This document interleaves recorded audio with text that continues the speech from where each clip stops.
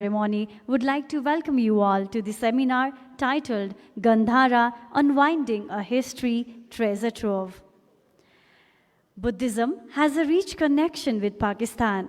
As a country, Pakistan is a keeper of the world's early urban cultures in the Indus Valley, including custodian of the monumental heritage of the ancient Gandhara civilization. The various archaeological sites, ancient Buddhist monasteries, and Gandhara artifacts of Pakistan holds immense historical, cultural, and religious significance for not only Buddhists within the country, but also for the Buddhists across the world. These places and statues serve as a testimony to Pakistan's remarkable Buddhist heritage while offering immense potential for religious and cultural diplomacy as well as tourism.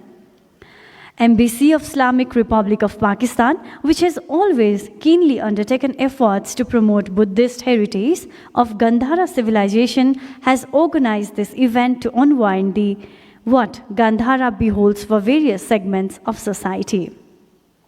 Ladies and gentlemen, the sequence of the program is being presented on screen.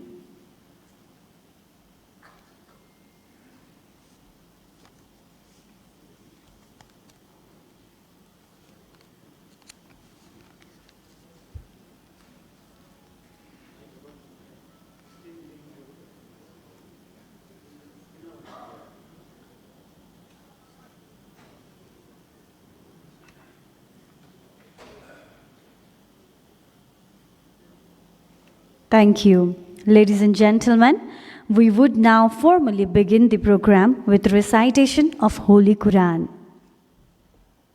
أعوذ بالله من الشيطان الرجيم بسم الله الرحمن الرحيم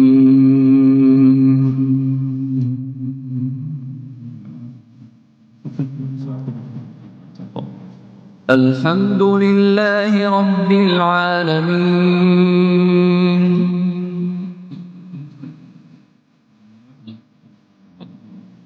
الرحمن الرحيم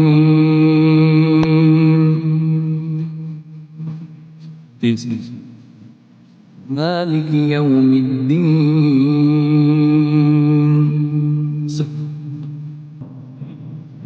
إياك نعبد وإياك نستعين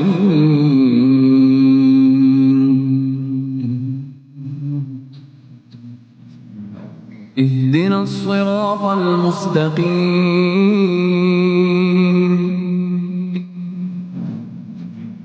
صراط الذين أنعمت عليهم غير المغضوب عليهم ولا الضالين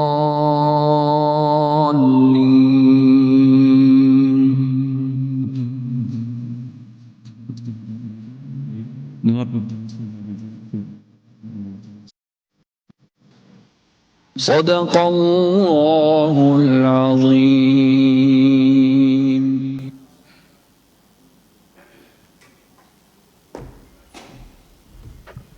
Thank you. As a tribute to the Buddhist heritage and learnings, I would now request Venerable Vikshu Dharmamurti Mahastavir, Sadatis Mahastavir, Upatiswa Mahastavir for the blessings.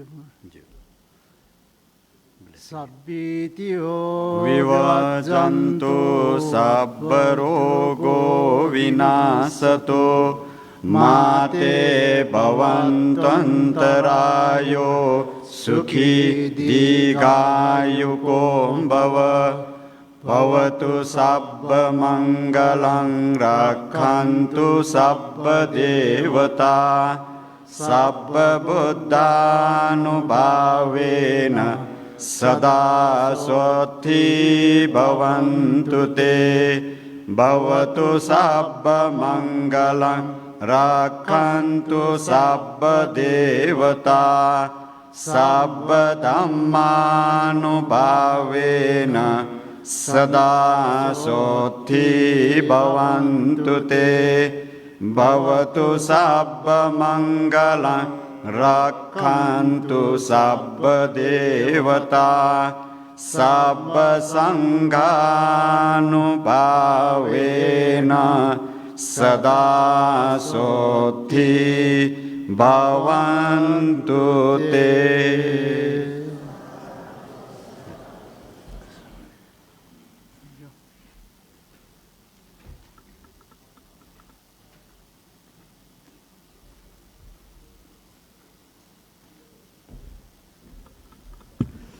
Thank you very much. Now, I request you all to please rise for the national anthems of Nepal and Pakistan.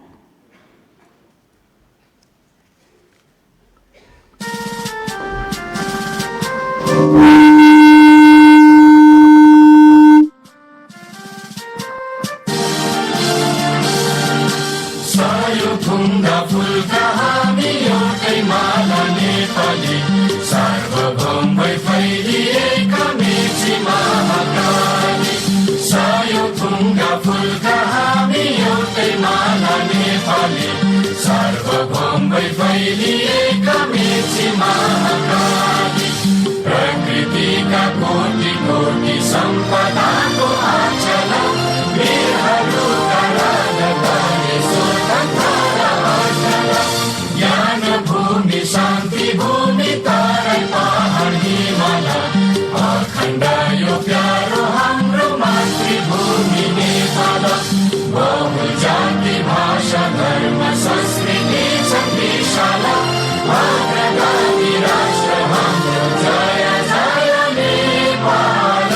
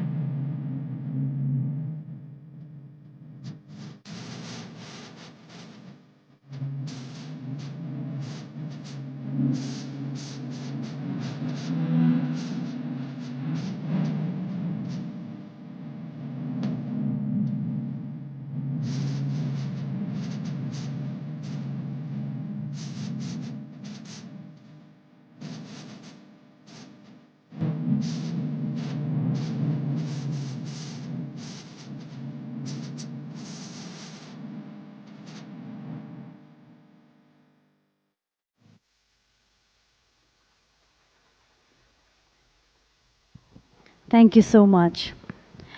Honorable Chief Guest, ladies and gentlemen, please allow us to present the documentary on Pakistan tour, which will be of about 8 minutes. Our humble request to you all to please make yourself comfortable and also enjoy the documentary while silencing your phone. Thank you.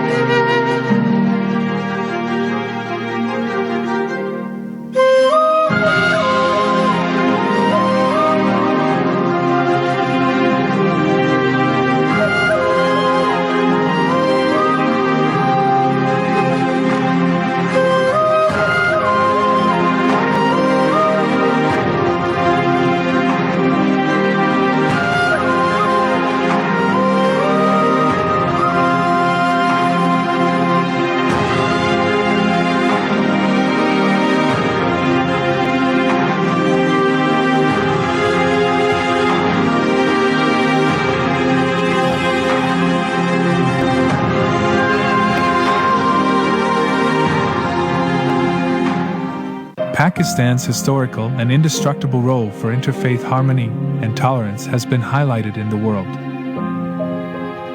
Pakistan organized a 3-day international symposium to promote the Buddhist and Gandhara culture. Buddhists and bhikshus from more than 30 countries including China, Nepal, Sri Lanka, Thailand, Cambodia and South Korea were participated. जो बुद्धा की तलाश थी वो अपनी रियासत से और Prince होने के साथ साथ उसकी एक तलाश थी कि हकीकत दुनिया के अंदर है क्या, और उस तलाश के अंदर उसने बड़ा वक्त सर्च किया, जंगल में रहा, खूब सब चीज़ों से गुजर कर उसने एक इंसानों के लिए एक पैगाम छोड़ा. Gandhara Symposium is not merely an academic congregation, but it is called to act with passion to preserve and promote this extraordinary civilizational asset. We are truly grateful that you joined us on this transformative journey. Sela, with its famous university, became the most well-known center of knowledge of the ancient world. I hope that we want to let the local people know that the Swat Valley, Peshawar and Taxila, the birthplace of Mahayana Buddhism around 2,000 years ago, have already brought the sutra to the world, especially to China and India more than 1,000 years ago. Looking at the logo, how wide, how open you are.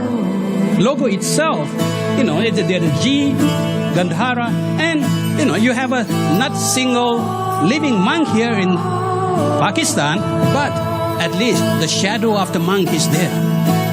So it means that you are welcoming Buddhist monks from your heart. So this religious harmony concept was emerged from this part of the world and spread to the rest of the world. And also there is a common concept in the world, in Buddhist world especially, the Gandhara art is influenced from the West. While we think the Professor Abdul Farooq Swati is sitting here, he did his PhD on this topic, that we think this is other way around. It's not from the West, but it went from this part of the world. So we should also consider this point. 평가되고 있습니다. 무엇보다 한국의 불교 문화의 시원은 간다라 불교 문화에서 찾을 수 있습니다. One of the benefits of preservation of the Buddhist heritage in Pakistan must be opening the door to the tourism industry. These monasteries' stone carvings or even scattered pieces of ancient images of Buddha are going to attract a flow of tourists mainly from the Buddhist countries and from all over the world in general. Buddha has 40 truths, but he has only 4 truths in this world now. One is heaven, one is Cobra's world. Another one is in Sri Lanka, in Kandy, so many scholars visited. Another one is, the most important one is the Gandhara. I want to tell to the world, Pakistan is a safety country. I think everyone must come.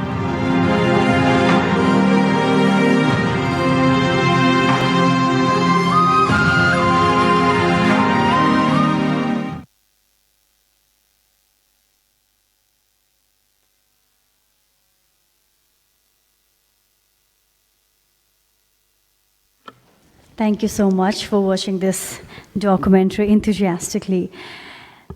Ladies and gentlemen, we would now be commencing the first session, which will be themed as Sharing a Pilgrimage to Buddhist Cradle, Taxila and Takht-e-Bahi. I would like to request Mr. Ravi Manandar Kundanya and Mr. Hiranyaratna Bajracharya to please take their seats on this stage.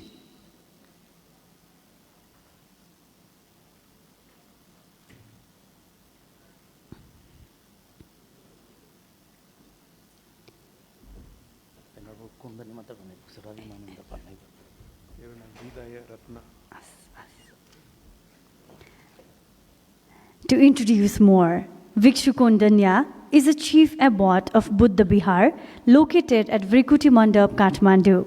He was previously appointed as Vice Chair, Nepal Buddhist Federation. He has a master's degree in Nepalese history, culture and archaeology, NEHCA from Tribhuvan University, Kathmandu. He is coordinator for Tripitak Translation Board, Nepal Buddhist Networking GP, and Curriculum Development and Publication, Bauddha Pariyati Siksha. Likewise, Professor Dr. Hriday Ratna Bajracharya is former Vice Chancellor, Lumbini Buddhist University. Successful professional engagements and contributions to educational development in the country through the institutions where he worked brought him to the responsibility of leading the Lumbini Buddhist University, LBU, as Vice Chancellor. He was technical advisor to the University Grants Commission, UGC, for implementing the Second Higher Education Project, SHEP. Without further delay, I would now request Vikshu Kundanya to please express his views on the given theme.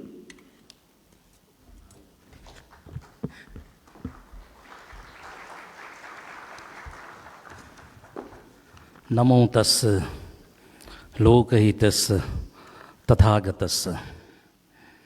Respected Venerable Mahasangha, Lama Guru, nuns, family of Pakistan Embassy in Kathmandu, all distinguished, all prominent scholars, media personality.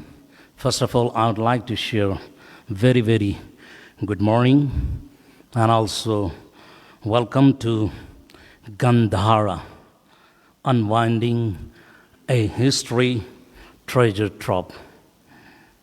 Now let me present about the remarking positive experience of Gandhara civilization, celebrating Pakistan's Buddhist heritage with international symposium which was being held 11 to 13 July in Islamabad. Still, I'm remembering that the former President Arif Alvi, while stressing the need for promoting religious tourism in the region, has said that it would help reduce tension and foster peace in the world. While addressing the inaugural sessions of the International Gandhara Symposium, he said Pakistan offered the world a valuable window to Gandhara civilizations with its unique blend of ancient history and the Buddha's message of peace and compassion. Receiving Gandhara civilization and Buddhist heritage in Pakistan को विषयमा 3 दिने जुन अन्तर्राष्ट्रिय सिम्पोसिजम अस्ति भर्खरै श्रावण महिनामा श्रावण 14 गतेदेखि 24 गतेदेखि 30 गतेसम्म हामीले त्यहाँ यात्रा गर्ने सो अवसर प्राप्त गरेका थियौं। विशेष गरी लुम्बिनी बौद्ध विश्वविद्यालयका पूर्व भिसी डाक्टर हृदय रत्न बज्राचार्य, यसरी नै लामा गुरु कुञ्चन लामा र सँगसँगै मिसेस हृदय रत्न बज्राचार्य उत्तर म्याडम, हामी नेपालीहरू त्यहाँ उपस्थित हुने अवसर हामीलाई जुटेको थियो। वास्तवमा त्यहाँ उपस्थित हुन पाउँदाखेरि हामीले धर्म गौरवको अनुभव गर्न पायौं।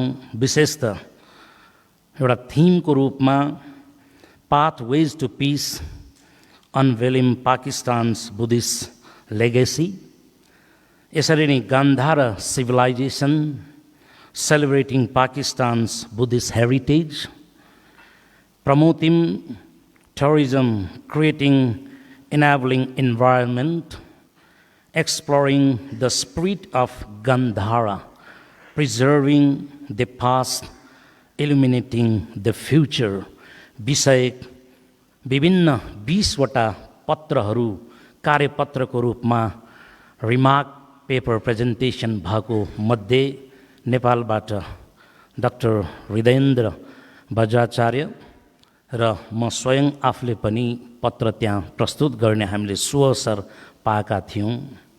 जति बेला हामी पाकिस्तान पुग्यौँ, पाकिस्तान पुग्न अगाडि नै धेरैले जसले थाहा पाए, ओहो पाकिस्तान पनि जाँदै हुनुहुन्छ, पाकिस्तान, किनकि हाम्रो न्युज मिडियाहरूमा हामीले पाकिस्तान भन्ने बित्तिकै अलिकति हामी त्रसित हुने गर्छौँ, डरपोकी हुने गर्छौँ। तर जति बेला हामी इस्लामाबाद पुग्यौँ, त्यो पुग्ने त्यो रहर सबैलाई हुन्छ नै, मलाई जहाँसम्म लाग्छ। यद्यपि अलिअलि मनमा डर त्रास भए पनि, तर हामी जाँदाखेरि from Kathmandu to direct Islamabad flight थिएन। त्यसैले हामी दोहा पुग्यौँ, दोहाबाट फेरि इस्लामाबाद आइपुग्यौँ। त्यो करिब हाम्रो त्यो यात्रा ट्रिपल यात्रा हुनुपर्छ। त्यो 4 घन्टामा पुग्नुपर्ने त्यो यात्रा करिब 12 घन्टाको यात्रामा हामी पुग्यौँ। जे होस्, जति बेला हामी इस्लामाबाद एयरपोर्ट पुग्यौँ त्यति बेला हस्पिटालिटी पाकिस्तान सरकार सम्बद्ध निकायबाट हामीलाई यति राम्रो त्यहाँ चाहिँ जुन पाहुना सत्कार, अतिथि देवो भवको रूपमा पाहुना सत्कार गरियो, त्यो इन्क्रेडिबल। त्यसकारण हामी पाकिस्तान सरकार, पाकिस्तान जनताको पनि हामी खुल्ला हृदयदेखि प्रशंसा गर्न चाहन्छौँ। र सँगसँगै त्यहाँ उपस्थित भइसकेपछि हामीलाई जुन त्यहाँको राम्रो होटल, जसरी यहाँ अहिले छौँ सेरेना होटलमा हामीले त्यहाँ बस्ने अवसर पायौँ। तर त्यहाँ जाँदै मनमा अलिअलि डर चिसो त थियो, पाकिस्तान जाँदै हुनुहुन्छ, होस गर्नुहोस्।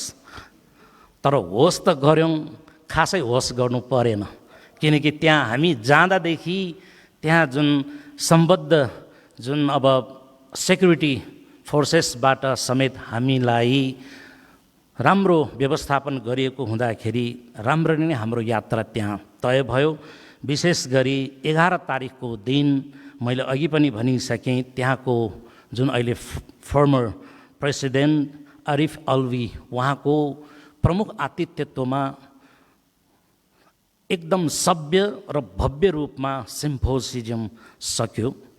2 दिने 3 दिने गर्दै हामीलाई पहिलो दिनमै राष्ट्रपति भवनमा डिनर, राति जुन त्यो अत्यन्त हामीले सोच्दै नसोचेको त्यो डिनर पार्टी पनि त्यहाँ भयो।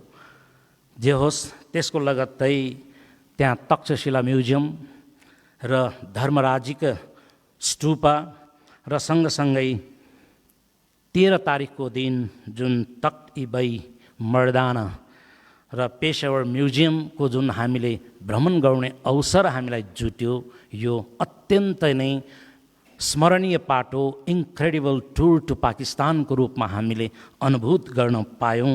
वास्तवमा यो पाकिस्तान जुन हाम्रो दक्षिण एसिया सार्क कन्ट्रीमा पनि एउटा महत्त्वपूर्ण कन्ट्री हो, जहाँ अहिले मुस्लिम राष्ट्रको रूपमा इस्लामिक रिपब्लिकन कन्ट्री भए पनि 25 करोड करिब जनता त्यहाँ छन्। 97% मुस्लिम रहेको त्यो देशमा ट्यान्जिबल इन्ट्यान्जिबलको रूपमा अब हामीले सोच्नु पर्दाखेरि त्यहाँ अहिले पनि जे जति बौद्ध सम्पदाहरू वर्ल्ड हेरिटेज साइटको रूपमा समेत रहेका जुन तख्त-ई-बई जस्ता जुन क्षेत्रहरू त्यहाँ संरक्षित रूपमा रहेका छन्, त्यो देख्दाखेरि हाम्रो मनमा यति शीतलताको महसुस हुन्छ कि बुद्ध वाज बर्न इन नेपाल भनेर हामीले यहाँ फलाक्दैछौँ, यो नाग थेप्चेहरूले पनि ठुलो पार्दैछौँ। तर लुम्बिनी परिसर, चाहे हामी कपिलवस्तुलाई सम्झौँ, अहिले पनि मैले यो कन्जुस्याइ रूपमा भन्नु पर्दैन, नेपालमा जसरी तक्षशिला वा पेशावर म्युजियमको त्यहाँ संरक्षित अवस्था छ, त्यो रूपमा हामीले यहाँ कहिले देख्न पाउने।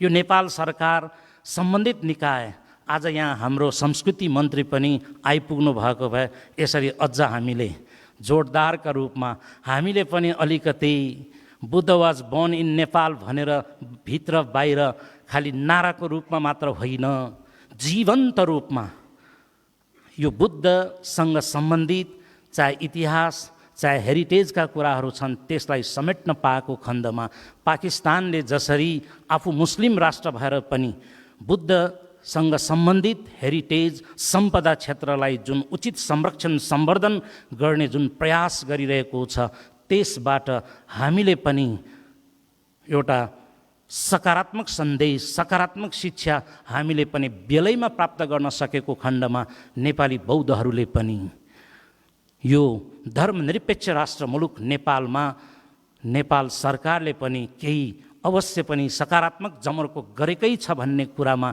हामीले अनुभूत गर्न पाउने थियौँ। पाकिस्तान जहाँ भगवान बुद्धको महापरिनिर्वाणपछि चाहे अशोक कालदेखि नै हामीले भनौँ जुन सम्राट अशोकले ईसापूर्व 253 पछि धर्म प्रचार प्रसारको रूपमा उहाँले धर्मदूतहरू पठाउनु भएको कुरा, मेसेन्जरको रूपमा धर्मदूतहरू पठाएको त्यो सन्दर्भमा तपाईँलाई थाहा छ ग्रिससम्म पुगेको थियो।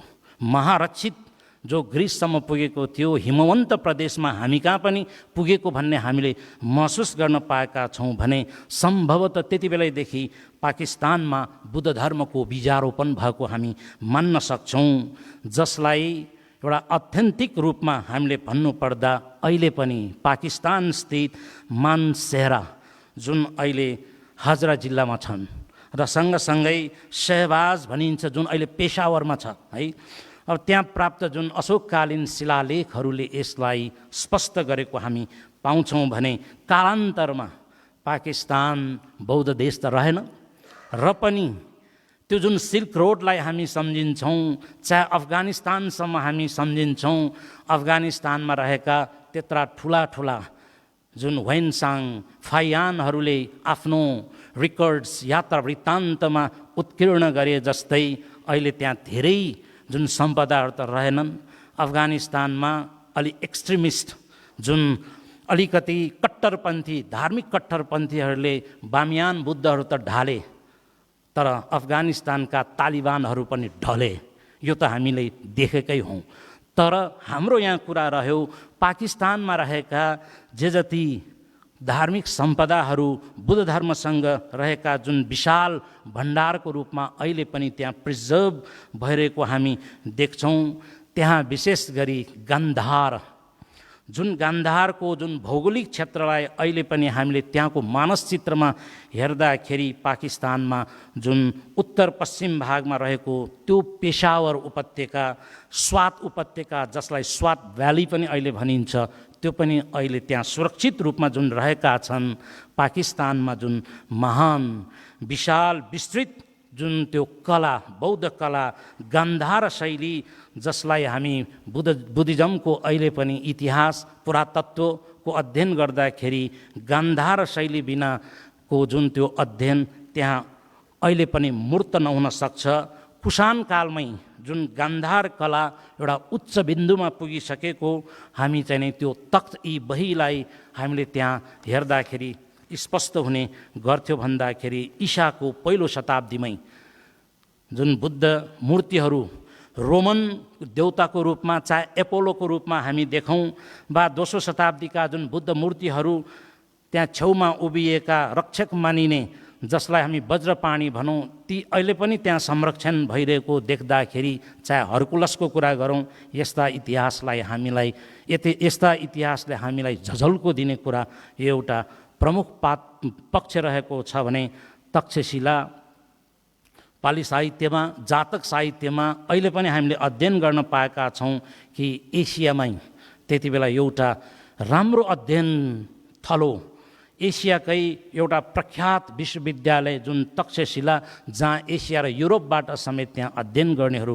पुगेका थिए भने चाहे चिने यात्री फाइयान हुन् जसले इस्वीको 400 विभिन्न ठाउँमा भ्रमण गर्ने क्रममा गान्धार जहाँ तक्षशिला रहेको मात्र होइन, आफ्नो संस्मरणमा त्यहाँ थेरवाद र महायानको बुद्ध धर्मको विकासको कुरा समेत त्यहाँ चर्चा गरिएको हामी पाउँछौँ भने पाकिस्तान जहाँ अहिले पनि अनगिन्ती बौद्ध स्मारक हेरिटेज साइटहरू त्यहाँ जुन हामीले देख्न पायौँ, पहिलो त विश्वकै हामीले ध्यानाकृष्ट गर्ने हिसाबमा अहिले भर्खरै पाकिस्तान सम्बद्ध जुन सरकारी निकायबाट त्यहाँ सिम्पोसिजम गरियो, यो पनि एउटा फ्रुटफुलको रूपमा रहेको हामीले पायौँ भने पाकिस्तान सरकारले बौद्धहरूको ध्यानाकृष्ट गर्न जुन खोजियो, कता कता हामीलाई मनमा लाग्छ पाकिस्तान जहाँ 97-98% मुस्लिमहरू छन् र त्यहाँ बौद्धहरू कतिजना छन्, कति परिवार छन्, खुल्दुली लाग्नु यो स्वाभाविक हो। र पनि हामी आशावादी छौँ, हामी अप्टिमिस्टिकको रूपमा हामीले यो अहिले यो कार्यक्रममा सहभागी हुन पाउँदाखेरि पाकिस्तानको त्यो भ्रमण गर्ने अवसर जुट्यो भने एउटा संरक्षित रूपमा भयविहीन रूपमा हामी त्यहाँ जाने अवसर जो कसैलाई हामीलाई प्राप्त हुन्छ भने हामीले त्यो अवसरलाई क्यास गर्न सक्नु हाम्रो लागि फलिफाप सिद्ध हुन सक्छ।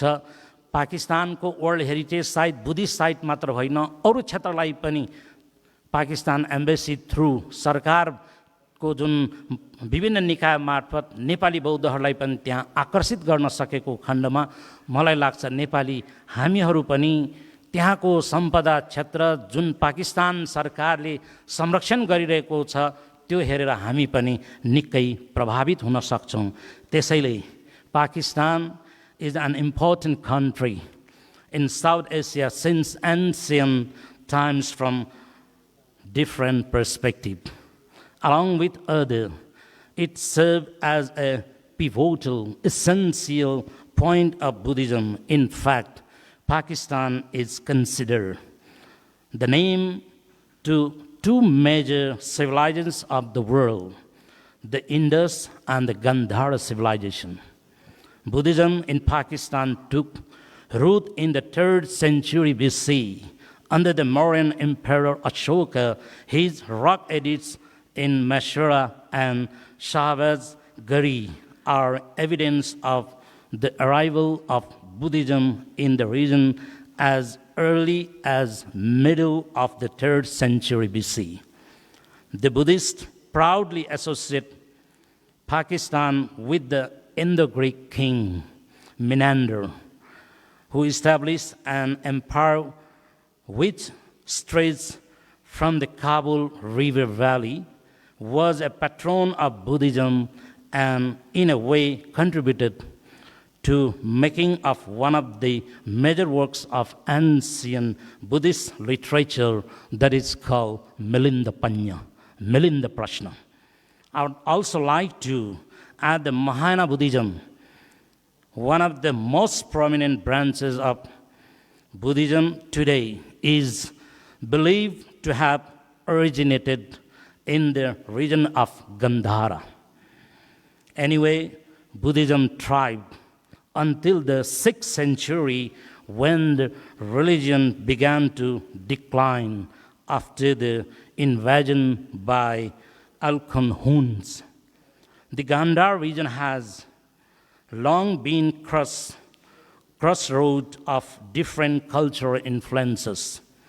In fact, it is known because of the art of this area which flourished in the area in different time periods. Gandhara is important for the Buddhists mainly because in the long run it has developed specially style of Buddhist art which is generally known as the Gandhara art.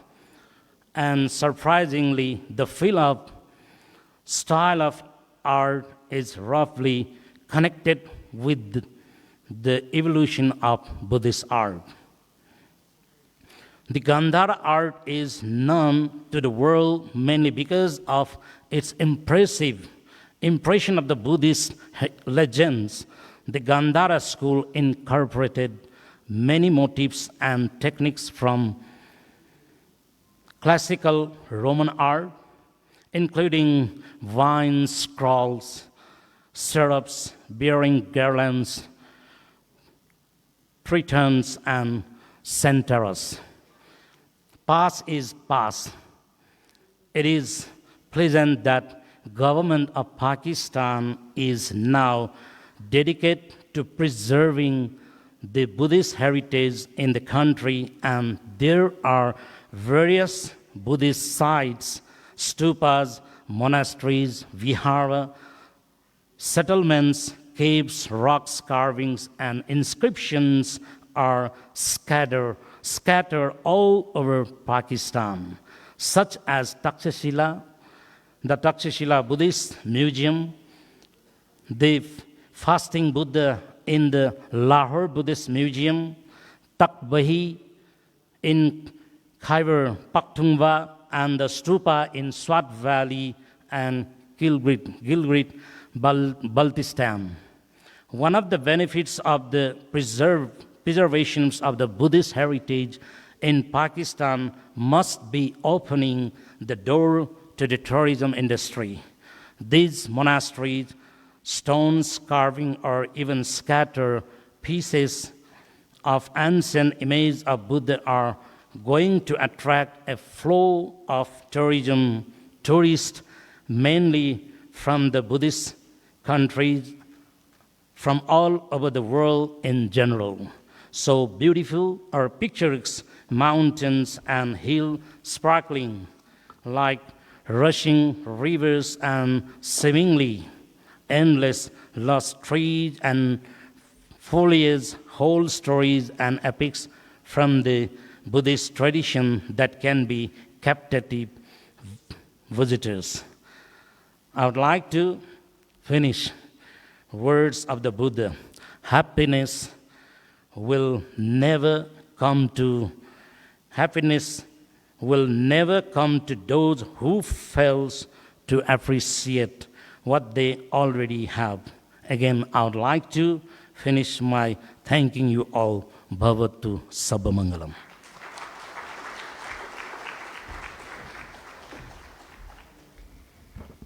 Shraddheya Vikshukundanyajulai Dhanyavad. Thank you, Venerable Vikshukundanyaji. Moving forward, I would now request Dr. Uday Ratna Bajracharya to please express his views on the given theme.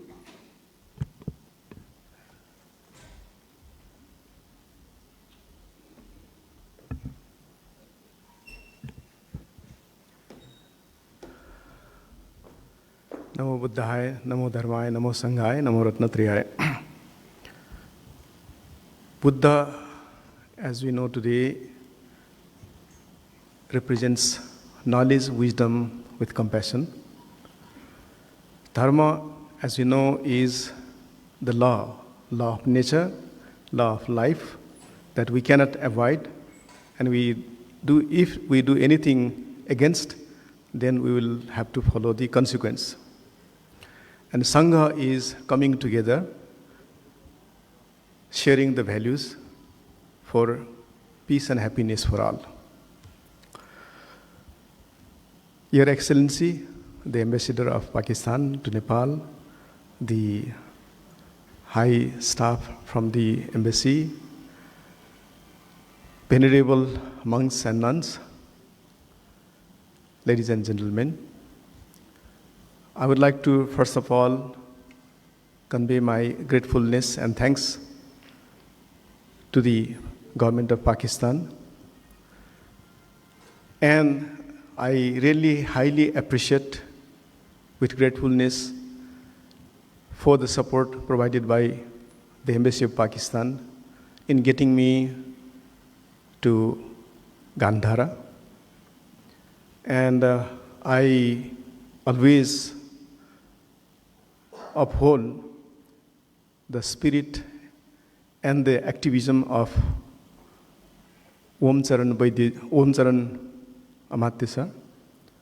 He has been working in bringing to the light the Gandhara, Takshashila, and the heritage of Pakistan.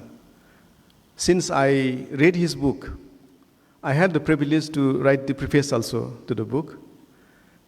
Since I read that book, I have become more curious and more attracted to Gandhara. Thanks to him once again, sir.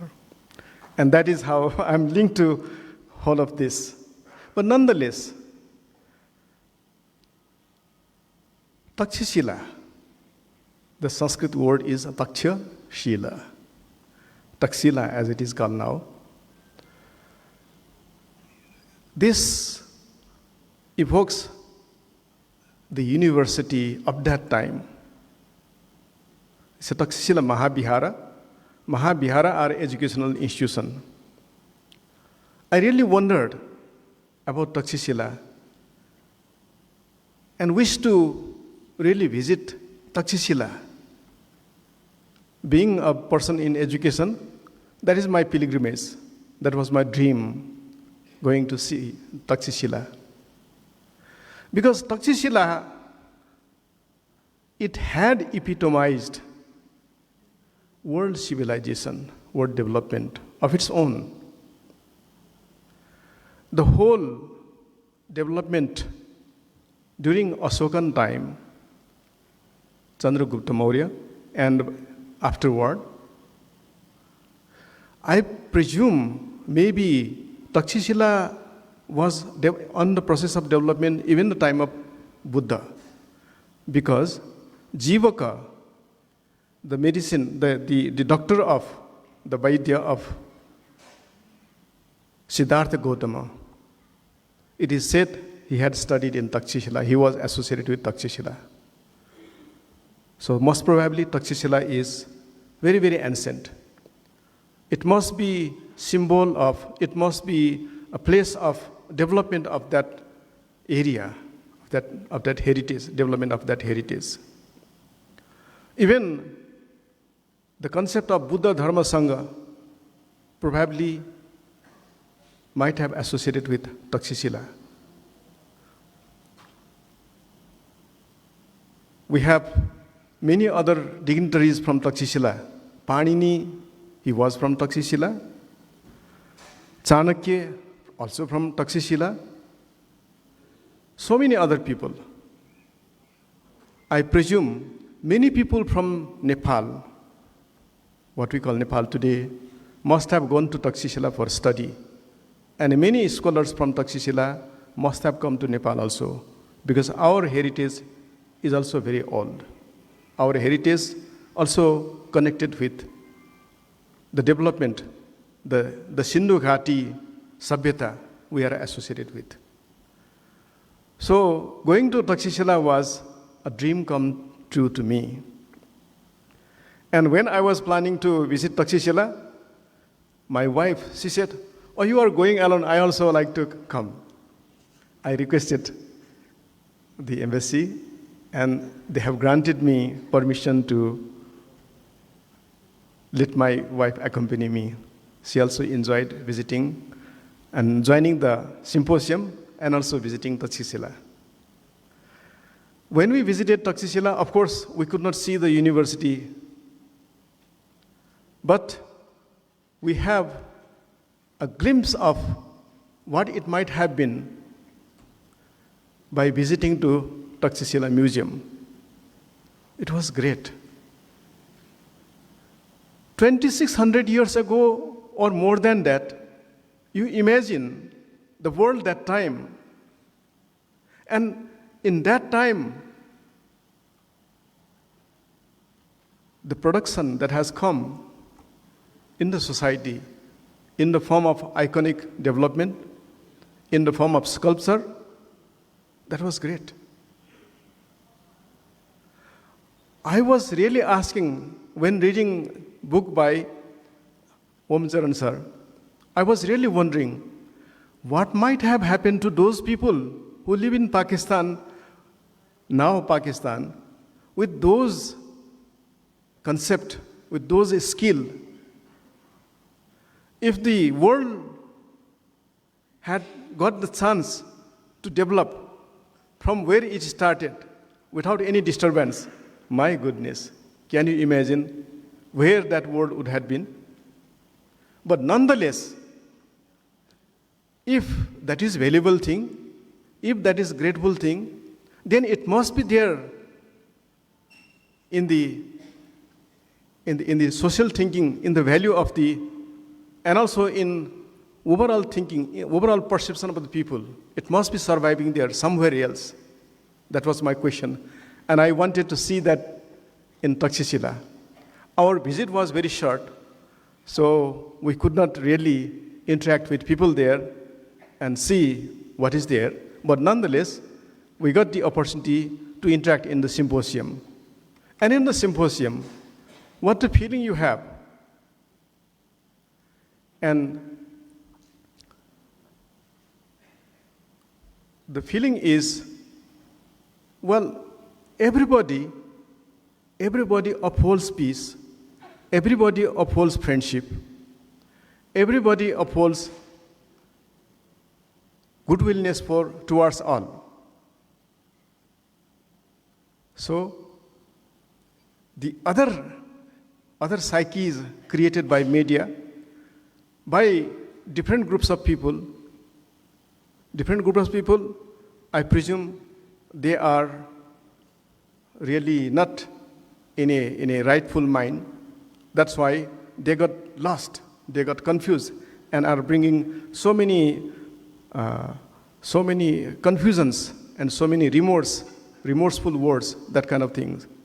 But nonetheless, if we look at the heart of people, genuine people, then you find, as Buddha has told, listed in Dhammapada, that everybody fears sabbe tasanti dandasa, sabbe jivatinsa piye. Everybody loves to live, fulfill life. Everybody fears that somebody will harm you. So treat other people like yourself. That was Buddha's teaching. And if we look at that, every human being is like that. Whether one follow one religious cultural group or other cultural group. But the humanities, they come with those purity. And if you look at the word of the scriptures, they all emphasize on this aspect. And that really made me very positive and very, I thought, yes, there is hope. There is hope for change. And to ensure that this hope, this kind of imagination come into true, what we need to do is to be open-hearted. And to do that, I think the rich heritage that Pakistan has, I think somehow it has got to be owned by people. And if it is taken with ownership, good ownership, value it, even bring some cultural activities, valuing those part of things, then that will really evoke friendship. And that friendship, which comes from the heart, of course, that will be cheerfulness. Buddha had taught 4 very important parts to live life in the better way, best way. Chatu Brahma Vihar, we call it. Maitri, Karuna, Mudita, Upeksha. So if we have cheerfulness, we can give cheerfulness to other. We have to be happy so that we can give happiness to other. Same applies to us. Same applies to our brothers and sisters in Pakistan. So somehow that happiness, that cheerfulness, and that ownership, it has got to come in Takte Behi, and also in Taxila, and in Gandhara, and whole of the Pakistan. And with that, and also with open this friendship and the compassion, that love and the well wishes for other, I think it will bring a good environment, which will be very attractive for Buddhist communities all over the world again. Because Pakistan takes the ownership of Buddhism as heritage, and it follows the basic teachings which is universal. It was first taught by Buddha, but nonetheless, everybody emphasized on that, highlight on that. So that way, I think we will be able to see the whole world, the borders fading. The borders, not only physical border, not only military or political border, the border in our head. If it is fading, then we will have a world which is more peaceful, prosperous, and welcoming. This, going to Takshashila, we went to Dhammarajika, the stupa. It is in a यो त के भइसक्यो अहिले यो त अवशेष मात्रै भइसक्यो it is remnant only but the nonetheless I closed my eyes, prayed there, and that linked me to what I have learned and tried to imagine. And imagine, but when I open the eye, it is very difficult to see how we can bring that imagination again in its goodness. But nonetheless, the hope is there, we can move forward. Similarly, when we visited this Peshawar, one thing I learned, very important thing I learned in Peshawar Museum was the sculpture of Bodhisattvas, Avalokiteswara. I think Avalokiteswara, the concept of Avalokiteswara started from that area. It is said that Kanishka and Menandra, those kings, they have supported establishment of Mahayana Viharas. I think that those must be first Mahayana Viharas which have come up. And that Avalokiteswara, you can see Avalokiteswara in their primary part, with mustache, with turban, with all dresses. Yeah? But if you look at Avalokiteswara in Nepal, there are Avalokiteswara all over in Nepal, but they are more in a different form, in a refined form, in a more transformed form, more karuna. That means Avalokiteswara concept, it started from Pakistan. And Avalokiteswara, with Avalokiteswara comes the concept of Mahayana and also Vajrayana. And I would like to close with this Vajrayana sloka, and that says, Anya anugata ye dharma, paraspara sarva dharma, antya anugata sarva dharma. What we are doing now, it is accumulation of what was in the past. And what we do now, it will certainly create the connection, the interconnectedness of all of us. And that will bring consequences for the future. This seminar will close in few hours' time. But nonetheless, this conference is going to evoke many other things. If we do right thing right now, then we will have right consequences. If we do wrong thing now, it will bring many woes in the latter period. Bhavatu Sabha Mangalam. Namaste.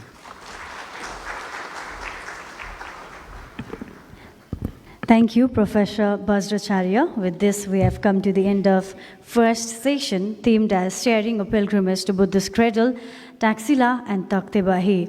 I now request both the delegates to take back your respective seats downstairs.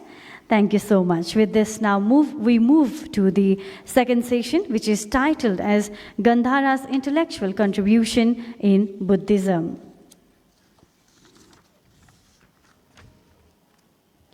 We would now be commencing the second session, which is themed as Gandhara's Intellectual Contribution in Buddhism. I would like to request Dr. Keshav Manshakya and Dr. Triratna Mananda to please take their seats on this stage. Please make a huge round of applause.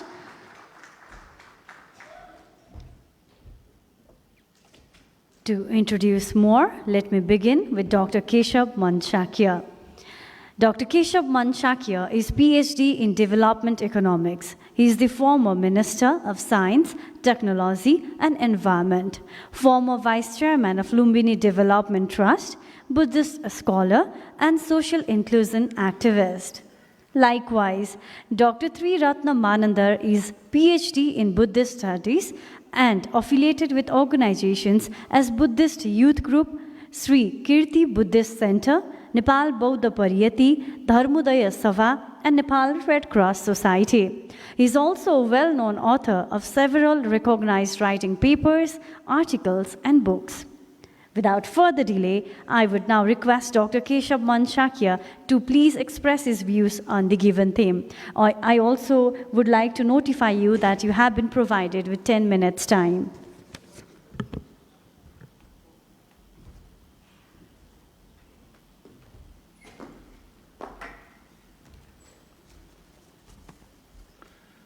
Thank you. Respectable Pakistan Embassy high officials and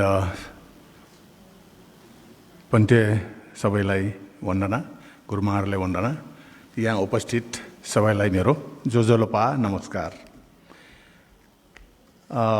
doctor ओम चरण अमाते उहाँले चाहिँ मलाई यहाँ केही टिप्पणीको लागि बोलाउनु भएको थियो र नेपालीमा चाहिने भन्ने भएको हुनाले म नेपालीमा नै जान्छु किनभने यो जुन हाम्रो यो अवसर छ त्यसको मनसाय सायद पाकिस्तानको जुन इतिहास गौरवमय बौद्ध इतिहास र कलाको बारेमा हामी नेपालका बौद्धहरूलाई जानकारी र एक प्रकारको जागरण अथवा चेतना दिने उद्देश्य भएको जस्तो लागेर उहाँले नेपालीमा नै किनकि त्यसको मुख्य उद्देश्य हामी नेपालीहरूलाई नै गर्न खोजिरहेको छु यहाँ धेरै दुईजना वक्ताहरूले धेरै महत्त्वपूर्ण कुराहरू बताइसक्नुभयो म चाहिँ अब अलिकति नयाँ कुरा थप कुराहरू चाहिँ बताउन चाहन्छु यो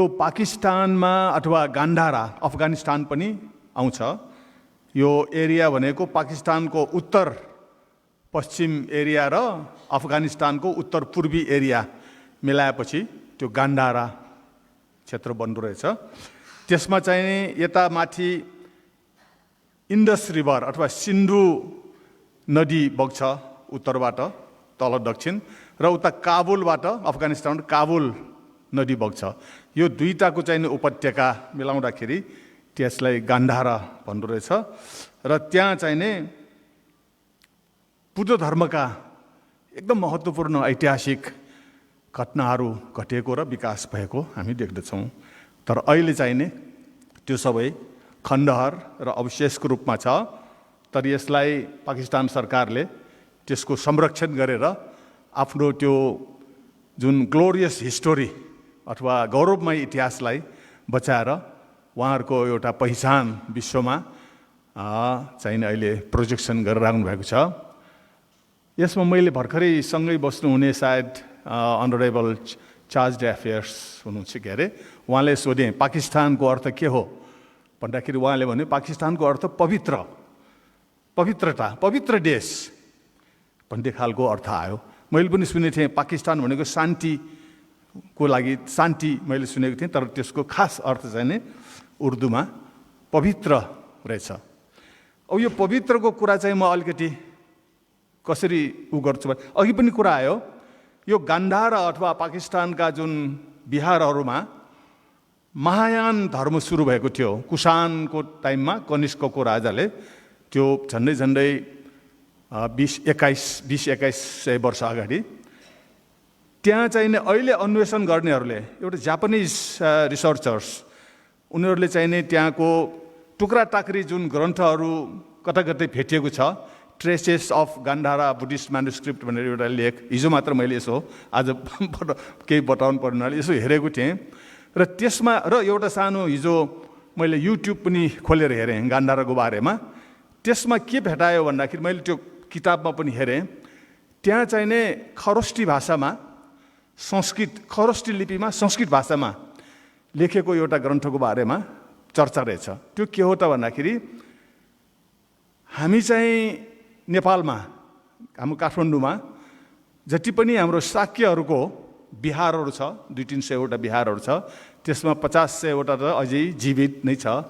र मेरो बिहारमा पनि म बच्चा अहिले त अब भाइहरू जान्छन्, र जाँदाखेरि बिहान सबेरै हामी त्यहाँ एउटा सानो पूजा लिएर जान्छौँ र भगवान् बुद्ध क्वापाड्या भन्छौँ।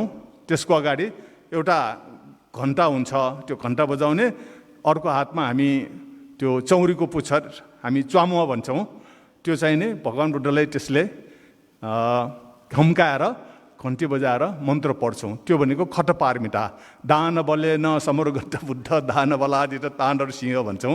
हामी थेरवादमा 10 पारमिता छ, तर यता महायानमा पनि 10 पारमिताको कुरा छ, तर 6वटा पारमिता हामी पाठ गर्छौँ र हाम्रो चाहिँ दैनिक बिहानको हाम्रो जिम्मेवारी सकिन्छ।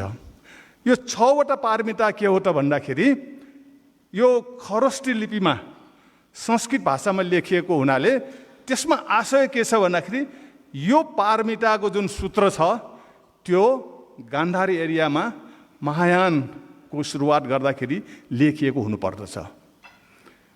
I think I would like to clarify.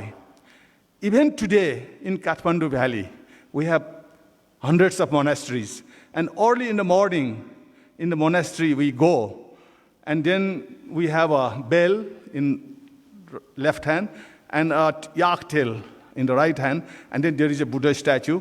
And we just pray. We just chant a strong, called Paramita Sutra, 6 Paramitas.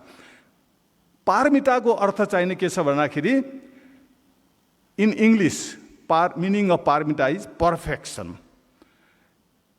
So the concept of perfect human being, त्यो भनौँ न perfect पूर्ण रूपमा मानिस बन्नको लागि महायानको सूत्र प्रतिपादन भएको चाहिँ त्यो जहाँसम्म लाग्छ यो पाकिस्तानको जुन गान्धार क्षेत्रमा कुनै बिहारमा भएको हुनुपर्छ।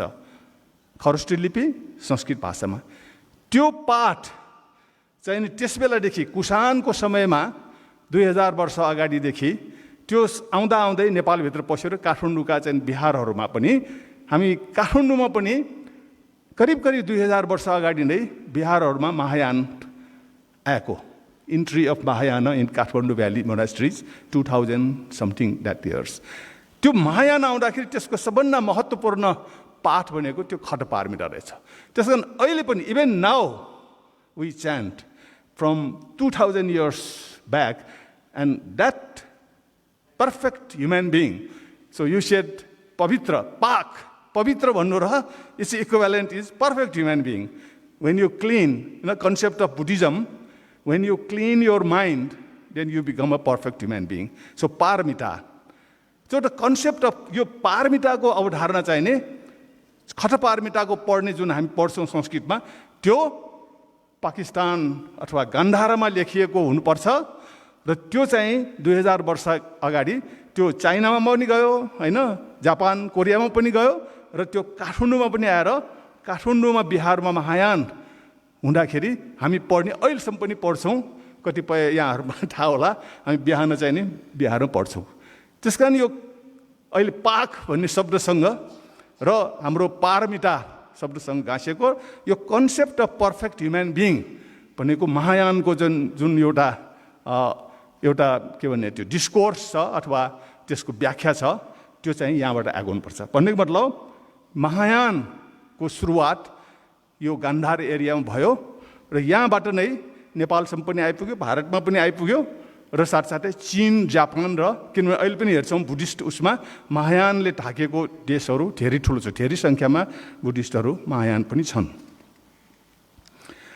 म अलिकति कन्सेप्ट रिलेसनसिप नेपालको काठमाडौँको बुद्धिस्ट र गान्धारका बुद्धिस्टहरूको बारेमा अलिकति सम्बन्ध इतिहासतिर जान चाहन्छु। वेन्साङ भन्ने जुन 6औं शताब्दीमा 4औं शताब्दीदेखि फाहियान, इट्सिङ, वेन्साङ यिनीहरू चाहिँ त्यही गान्धार क्षेत्रबाट चीनबाट भारतमा आएका थिए र धेरै बुद्ध यात्रा गरेर उहाँले किताब पनि लगे, धेरै लेखेर रिकर्ड्स, ट्राभल रिकर्ड्स छाडेको छ। त्यसमा ह्वेनसाङको रिकर्डमा के छ भन्दाखेरि त्यो कपिलवस्तुमा कोशलको राजा बिजुडबले शाक्यहरू सबैलाई नरसंहार गर्ने हिसाबले हमला गर्दाखेरि त्यहाँका शाक्यहरू चाहिने कोलीय र शाक्यहरू चाहिँ जताततै भाग्नु परेको थियो र केही शाक्यहरू भागेर काठमाडौँमा आए भगवान बुद्धकी कालमा र यहाँ आएर बुद्ध धर्मको सुरुवात गरे। पनि केही शाक्यहरू चाहिने यो गान्धार एरियामा पनि भागेर गएको रिकर्ड चाहिने चाइनिज ट्राभलर्स, चाइनिज यात्रुहरूले लेखेको छ। त्यसमा उहाँहरूले कपिलवस्तुका चाहिँ 4 जना सैनिक महासेनानीहरू अथवा 4 army generals from Kapilavastu, they also ran when the Koshal attacked Kapilavastu र 4 जना चाहिने त्यो गान्धार एरियामा पुगेको र 4 वटा राज्य स्थापना गर्नमा उनीहरूले खेलेको भूमिका पनि छ। एउटा बामियान त्यो अफगानिस्तानमा छ, अर्को उडियान, अर्को हिमतल र साम्बी। उडियान भनेको काश्मीर, सायद पाकिस्तान काश्मीर एरिया पर्छ र ती 4 वटा चाहिने बनाएर त्यहाँ एउटा कपिलवस्तुबाट भागेर गएका ती शाक्य जनरलहरू त्यहाँ गएर चाहिने राज्य स्थापना गर्नमा भूमिका खेलेको थिए र नेपालतिर पनि कपिलवस्तुबाट भागेर आएका जुन शाक्य समुदाय छ त्यसकारण एउटा रिलेसनसिप ऐतिहासिक त्यो चाहिँ डाक्टर ओमचरण अमात्यजीले पनि आफ्नो किताबमा अलिकति उल्लेख गर्नुभएको छ। त्यो ह्वेनसाङको किताब, ह्वेनसाङको ट्राभल रिकर्डबाट यो देखिन्छ। अब मैले भनिसकेँ यो गान्धार किन महत्त्वपूर्ण छ भन्दाखेरि यो महायान बुद्ध धर्मको एउटा सुरुवात भएको अथवा त्यसको बन्न गएको होइन, एउटा थेरवाद पछिको महायान बन्न गएको चाहिँ एउटा मुख्य केन्द्रीय स्थल हो र त्यहाँबाट नै सेन्ट्रल एसिया र चाइना, जापान, कोरियासम्म भएको त्यो कुसान कालमा भएको हो। र त्यसबाट एउटा के देख्यो भन्दा अर्को कुरा, त्यो महायान अगाडि जानुमा त्यसको चाहिँ कला, भगवान बुद्धको मूर्ति चाहिँ यता इन्डिया या नेपालमा बनेको होइन, सबभन्दा पहिले यो गान्धार क्षेत्रमा नै बनेको हो है। गान्धार क्षेत्रमा चाहिँ हामी विभिन्न किसिमका बुद्ध मूर्तिहरू सायद त्यहाँ जतिको सम्पन्न र धनी मूर्तिहरू इभन इन्डियामा छैन। बुद्ध जीवनीका सम्पूर्ण किस्साहरू चाहिँ ढुङ्गामा कुँदिएका पाइन्छन्। तर त्यो कलामा चाहिँ के छ भन्दाखेरि त्यो ग्रिक आर्ट इन्फ्लुएन्स छ।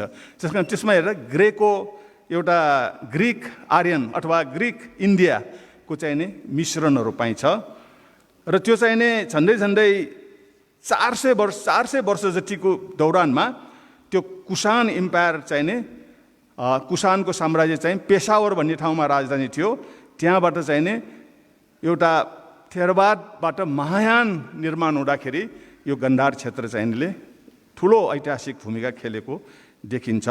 र 8औं शताब्दीतिर जब यो इस्लाम सुरु भयो, हाम्रो मुस्लिम चाहिँ नि फैलिएपछि यो पाकिस्तान र गान्धारमा पनि बिस्तारै त्यहाँ बुद्धिज्म चाहिँ नि हरायो र हराएको देखिन्छ। र अहिले जति पनि हामी देखिन्छौँ त्यस बेला भनौँ न 5औं शताब्दीसम्म बनेका र पछि पनि अलिअलि बन्यो होला ती चाहिँ नि भग्नावशेषहरू अहिले छ। तर महत्त्वपूर्ण छ भन्ने कुरा थाहा पायौँ, त्यहाँबाट नै महायानको सुरु भएको हामीले थाहा पाएका छौँ। र एउटा बुद्ध मूर्ति हामी सबैलाई चाहिँ नि एकदम प्रभाव पार्ने के छ भन्दाखेरि दुष्करचर्या, भगवान बुद्धले दुष्करचर्या हड्डी मात्र भएको मूर्ति, त्यो मूर्ति नै पनि एकदमै प्रभावशाली छ। त्यो नेपालमा या भारतमा बनेको होइन, त्यो मूर्ति पनि यो गान्धार कलाकै एउटा विशिष्ट प्रेजेन्टेसन जहाँ पनि हामी देख्छौँ। त्यहाँ पाकिस्तानमा तक्षशिलामा गयो भने पनि दुईटा मूर्ति त्यहाँ छ, त्यो हड्डी भएको होइन, दुष्करचर्याको मूर्ति। तक्षशिला म्युजियममा गएको थिएँ, त्यहाँ 2टा मूर्ति मैले त्यहाँ राखेको देखेँ। अरू पनि छ, म गिलगित जाँदाखेरि गिलगितको पहाडमा पनि त्यहाँ खोपामा यो दुष्करचर्याको मूर्ति राखेको रहेछ। त्यसकारण दुष्करचर्या भनेको भगवान बुद्धले जुन एउटा तपस्या गर्दाखेरिको त्यो मूर्ति चाहिँ नै त्यहाँ पाइन्छ। अर्को अघि पनि कुरा आइसक्यो, यो नै एरिया गान्धार एरिया नै हो जब मिनान्दर राजा हुँदाखेरि भिक्षु नागसेन त्यो चाहिँ थेरवाद टाइमको हो। त्यसबेला चाहिँ नि यो मिलिन्द प्रश्न भनेर हामी जुन पढ्छौँ आत्मा ईश्वरको बारेमा जुन डिबेट छ त्यो पनि त्यहाँ डिबेट भएको हो त्यही गान्धार क्षेत्रमा र त्यहाँ प्रतिपादन भएको ग्रन्थ रहेछ। र यही गान्धारको एउटा कन्ट्रिब्युसन बुद्ध धर्ममा के छ भन्दाखेरि कनिष्कको पालामा तेस्रो बौद्ध सङ्घायन चाहिँ त्यही गान्धार क्षेत्रमा भएको हो र त्यसैबाट चाहिँ नि महायान भन्नेको स्थापना हुन खोजेको हो र त्यसबाट चाहिँ नि बुद्ध धर्म अझ व्यापक रूपमा चीनतिर पनि फैलिएर गएको हो। र त्यसबेला र अहिले पनि जुन चाइनिज यात्रुहरूको वर्णन पढ्दाखेरि त्यहाँ जताततै large number of Buddhist temples end monasteries भन्छ। धेरै सङ्ख्यामा हामी काठमाडौँमा जति चाहिँ हामी 400-500 विहारहरू देख्छौँ, जताततै जहाँ पनि बुद्धका मूर्तिहरू देख्छौँ, त्यस्तै खालको सिनेरियो यो गान्धारको विषयमा पढ्दाखेरि र त्यहाँ पनि सयौँ हजारौँ बुद्ध मूर्तिहरू र सयौँ हजारौँ विहारहरू त्यहाँ चाहिँ नै रहेको देखिन्छ। अब जहाँसम्म लाग्छ आजको थिम जुन चाहिँ छ त्यसमा गर्दाखेरि अब के छ भन्दाखेरि यसमा अपर्च्युनिटिज र च्यालेन्ज के छ त अब होइन अगाडि जानलाई भन्ने कुरामा अलिकति सायद हामी विचार गर्नुपर्छ होला। सक्यो है, ओके। अपर्च्युनिटी भनेको अब पाकिस्तानको यो जुन चाहिँ ऐतिहासिक बुद्धिस्टको कला र इतिहासको जुन सम्पदा छ त्यो अब अरू देशका त्यसमा स्पेसली बुद्धिस्टहरूको लागि त्यो धेरै महत्त्वपूर्ण छ। त्यो लिङ्क कसरी जोड्ने, त्यो लिङ्क जोड्न सकिन्छ। झन्डै अब 1 अरब बुद्धिस्टहरू छन् र त्यो अहिलेसम्म अननोन एउटा थाहा नपाएको थियो, अहिले बिस्तारै हामी नेपालीहरूले पनि थाहा पाइरहेछौँ, विश्वले पनि थाहा पाइरहेछौँ। त्यस कारण अब अघि पनि कुरा आयो यो बुद्धिज्म भनेको म अलिकति प्रसङ्ग ल्याउँछु। म अमेरिकातिर पढ्दाखेरि 1 वर्ष चाहिँ नि पाकिस्तान र अफगानिस्तानका 2 जना साथीहरूसँग एउटा एपार्टमेन्ट सेयर गरेको थिएँ र एकजना अफगानिस्तानको साथीसँग बुद्धिज्मको किताब रहेछ। मैले भने तपाईँ मुस्लिम हो किन बुद्धिज्मको किताब पढ्नुहुन्छ भन्दाखेरि उहाँले के भन्नु भने प्रब्लम छैन हामीलाई, हामी मुस्लिमहरूलाई बुद्धिज्म सिक्न प्रब्लम छैन। किन भन्दाखेरि बुद्धले आफूलाई ईश्वर दाबी गरेन।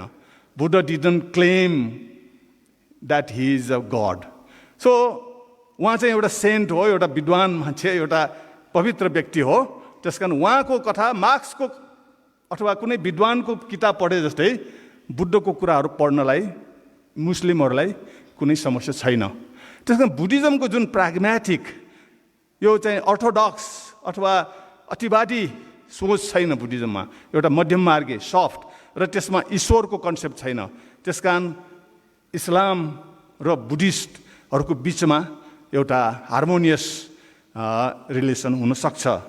र म अब छोटो उसमा जाँदाखेरि अब चाहिँ पाकिस्तान चाहिँ अब आउँदो फ्युचरको लागि एउटा चाहिँ नि पाकिस्तान र बुद्धिस्टहरूको बिचमा एउटा ब्रिजिङको लागि चाहिँ अहिलेका जुन उहाँहरूले संरक्षण गरेर बचाएका यी धरोहरहरूलाई कसरी एउटा पाकिस्तानले बुद्धिस्ट विश्वहरूसँग कसरी एउटा ब्रिज एउटा पुलको रूपमा काम गर्न सक्छ भन्ने ठाउँमा चाहिँ विचार गर्नुपर्ने र अगाडि जानुपर्ने देखिन्छ।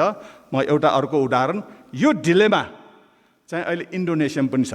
हालसालै जसरी पाकिस्तानले अस्ति एउटा विभिन्न डेलिगेट्स कन्भेन्ट पनि जानुभयो, त्यस्तै चाहिँ इन्डोनेसियाले जस्ट 1-2 महिना मात्र अगाडि इन्डोनेसियामा पनि भरमार बुद्धिस्ट होइन ऊहरू छ र त्यो पनि मुस्लिम कन्ट्री हो। त्यस कारण उसले पनि बुद्धिस्टहरूलाई चाहिँ नि सम्बन्ध बढाउन गइरहेको छ, त्यसले पनि इन्टरनेसनल कन्क्लेभहरू गरिरहेको छ। त्यस कारण पाकिस्तान र इन्डोनेसिया अथवा गान्धार र इन्डोनेसियाले मेरो विचारमा they should learn from each other. र इन्डोनेसिया धेरै अगाडि गइसक्यो। Indonesia has cast the Buddhist monuments for its very big tourist industry. यति भनेर म चाहिँ आफ्नो कुरा टुङ्ग्याउँछु। बहुत सब मङ्गल। Thank you, Dr. Keshavan Shakya. Without further delay, I would like to request Dr. Triratnamananda to express his views. Please consider the time limit. It's 10 minutes. Thank you.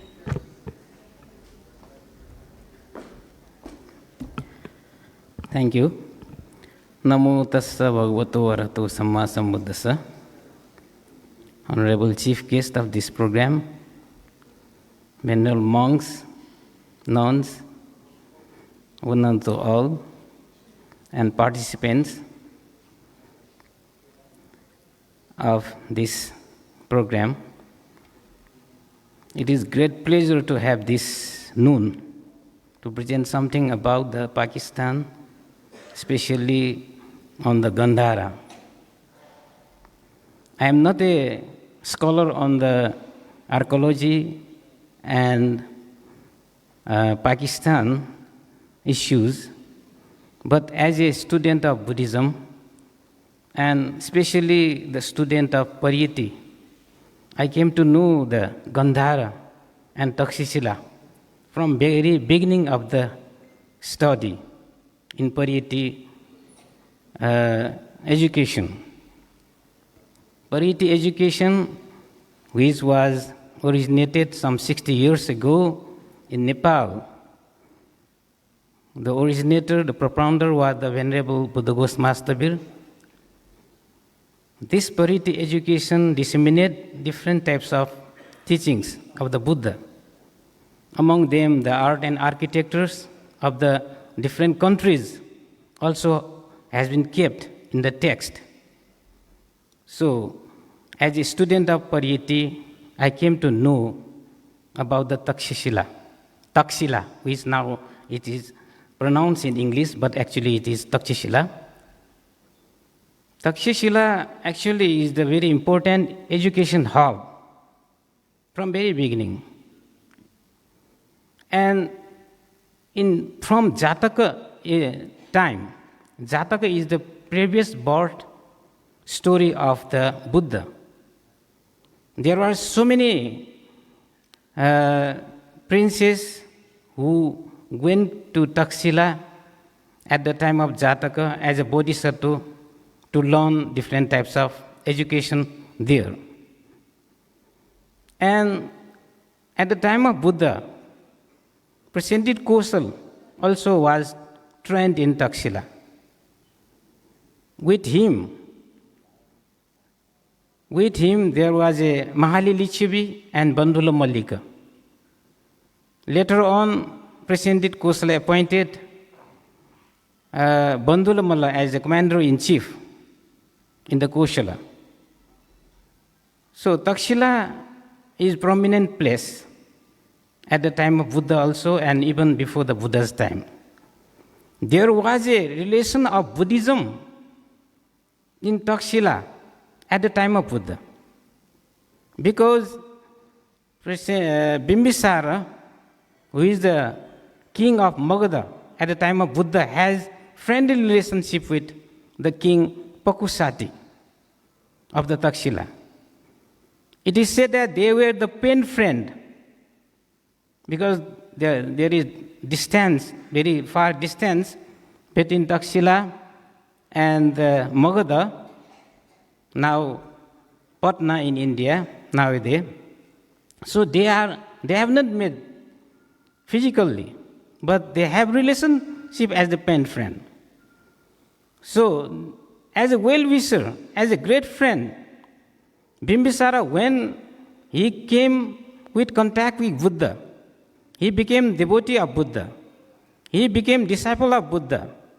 He became well known of the Buddha, Dharma and Sangha. So he sent a letter to the King Takshila that here we have Buddha, Dharma and Sangha. And what actually is the Buddha, Dharma and Sangha? Is Buddha possesses 9 qualities, Dharma possesses 6 qualities, and Sangha possesses 9 qualities. Total 24 qualities of Buddha, Dharma, Sangha, that is Triratna, was written by the Bimbisara to the Takshila. So, iti piso bhagava arham samma sambuddho bijjacharna sampanno sugato lokaviddu anuttaro purisadamma sarathi sattha dev manusanam buddho bhagavati, 9 qualities. Similarly, 6 qualities of Dhamma and 9 qualities of Sangha was conveyed by the Bimbisara to the king Pakusati of Takshila. So, there is relationship between Buddhism. First Buddhist message was given by Bimbisara to the Pakusati as a king of Takshila.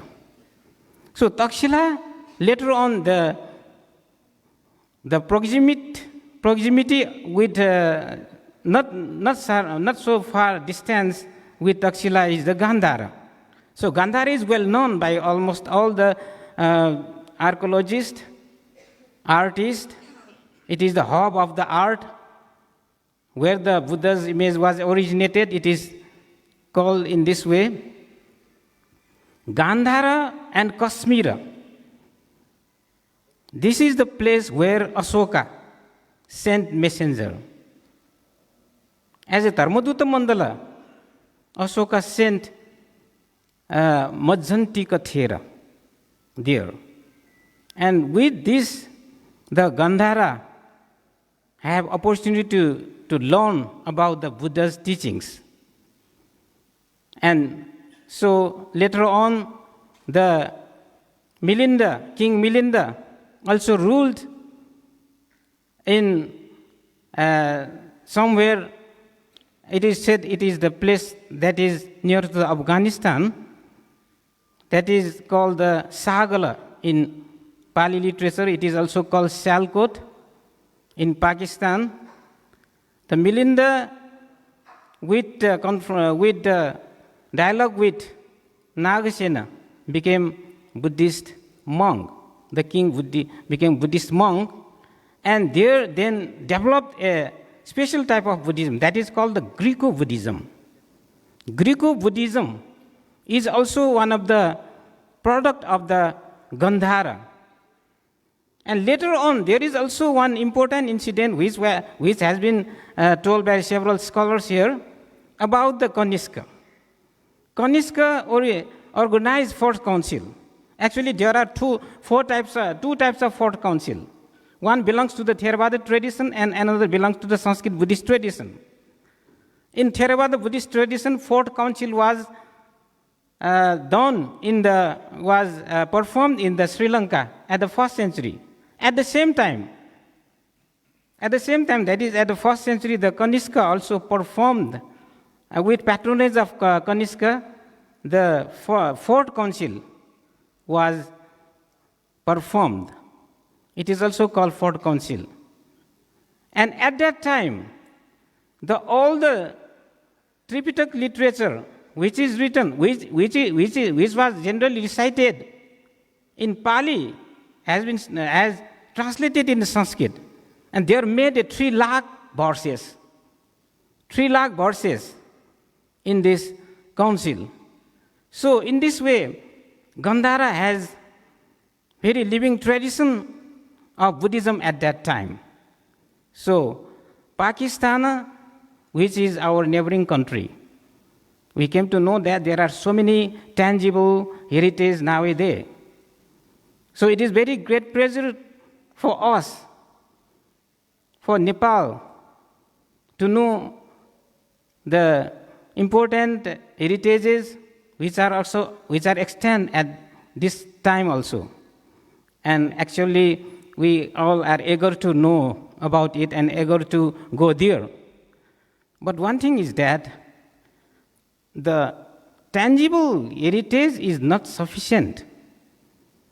When there is the tradition, actually the living tradition in that place, it would also make plus point to visit the Buddhist tourists, Buddhist scholars, Buddhist laymen.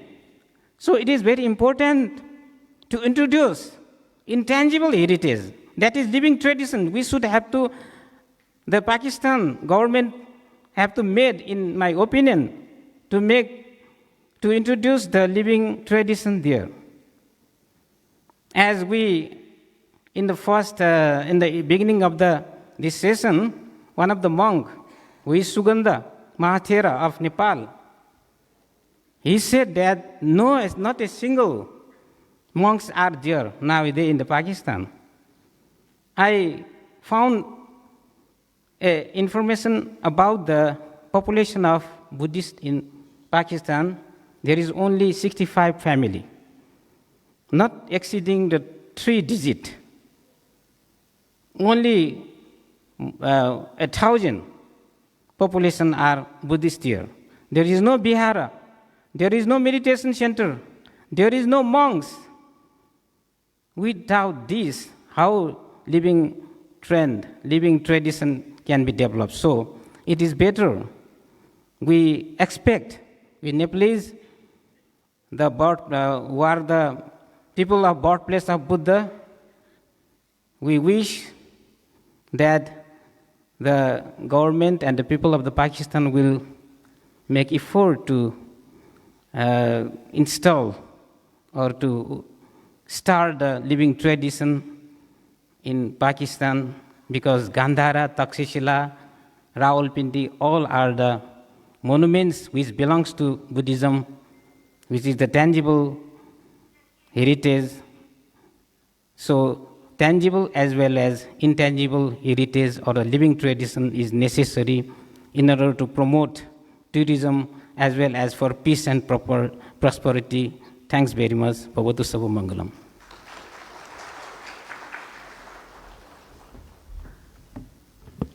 Thank you so much. We would like to thank both the delegates for the topic, Gandhara's intellectual contribution in Buddhism, Dr. Keshav Manshakya and Dr. Triratnamananda. We request you to take back respective seats downstairs.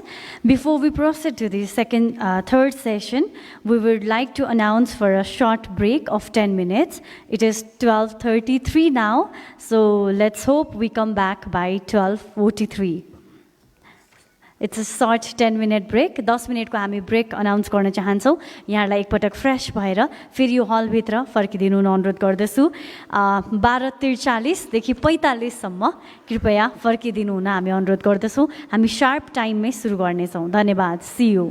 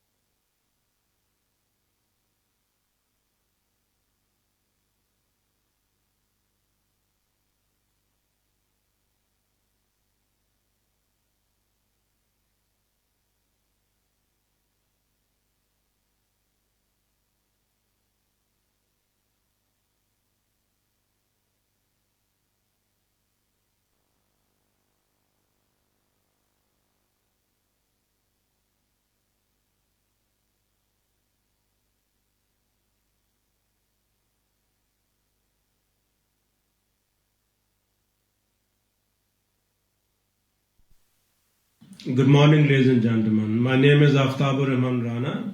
I am Managing Director. Good morning.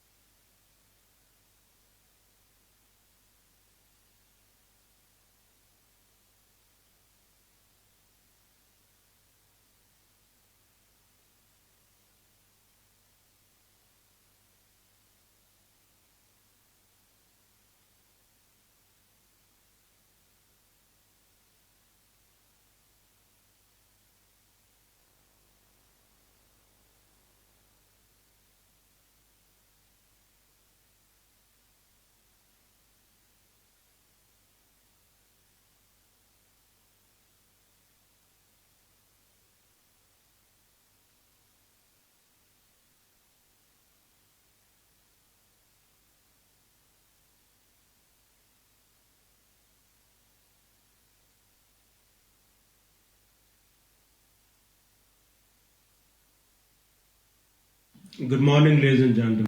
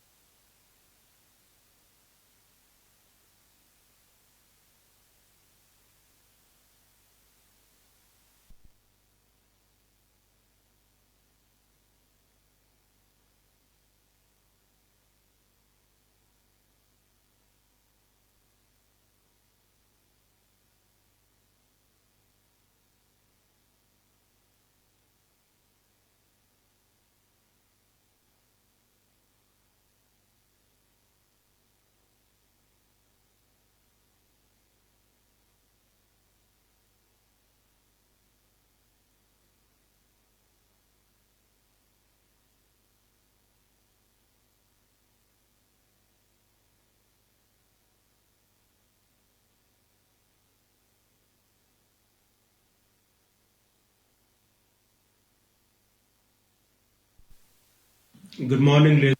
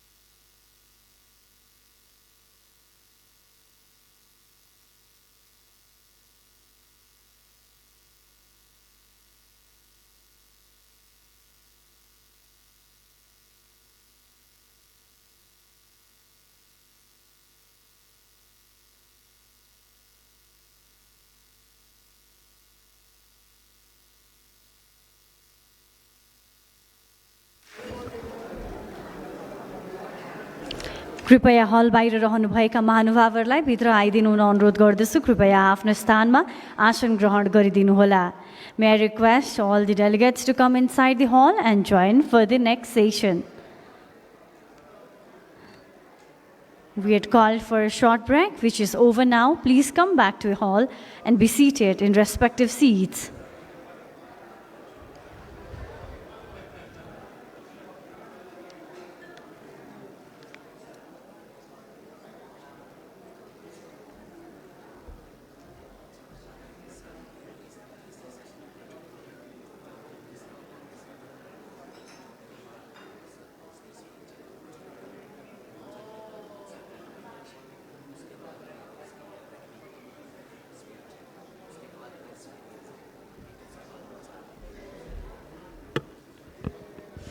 Ladies and gentlemen, we would now be commencing the third session, which is themed as Visiting Gandhara, Viability and Workability. I would like to request Mr. Bikram Pandekaji, Mr. Achyut Guragai, and Mr. Lakshman Gautam to please take their seats on this stage.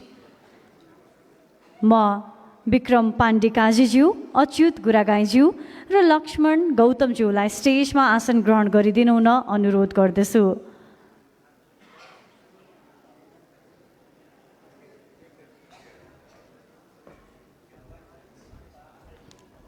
To introduce about the speakers, Mr. Bikram Pandekaji is a social entrepreneur creating multiple tourism activities to promote economic opportunities to uplift grassroots Nepalese societies, Goodwill Ambassador Lumbini Development Trust, by appointment of Ministry of Tourism, Culture and Civil Aviation, Government of Nepal, creator of Buddhist spiritual sports event Lumbini Peace Marathon and Bodh Gaya Enlightenment Marathon.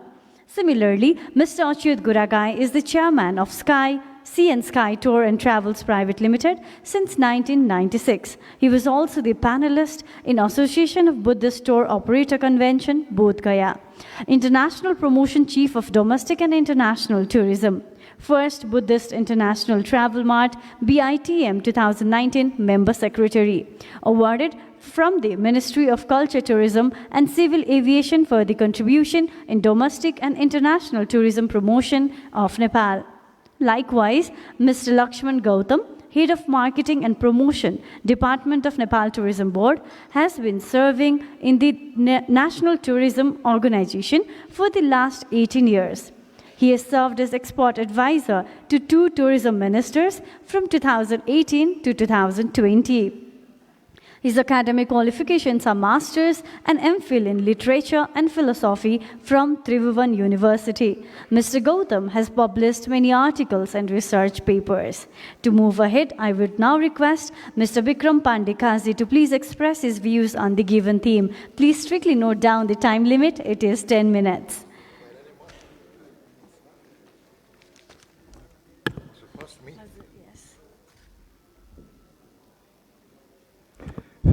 Thank you. So we are here today to speak a little bit about the tourism perspective of Gandhara, Pakistan, or Buddhist heritage sites of Gandhara. And I think the Swat Valley is also within Gandhara, I believe. And Swat Valley used to be known as Udiana before, so which has a very important history and great contribution to the northern belt of Nepal's Buddhism. So my name is Bikram Pandekaji and I am working right now in Buddhist sector, as well as I am trying to promote Lumbini Kapilvastu as a great Buddhist tourism destination. Because what is happening there now is Lumbini gets 1,400,000 tourists or more every year, whereas Buddha's own palace and the area settlement do not even get 200,000 tourists a year.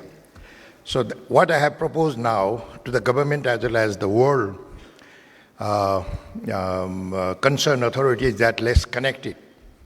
And I have proposed them, few years back, I proposed them a great new idea called Mother Mayadevi Maternity Route, which is connecting Palace of Kapilvastu and Lumbini as a great Buddhist destination, and is coming and is working. I'm coming to that. So, His Excellency, Chairman of Organizing Committee today of this program, Gandhara, viability and workability.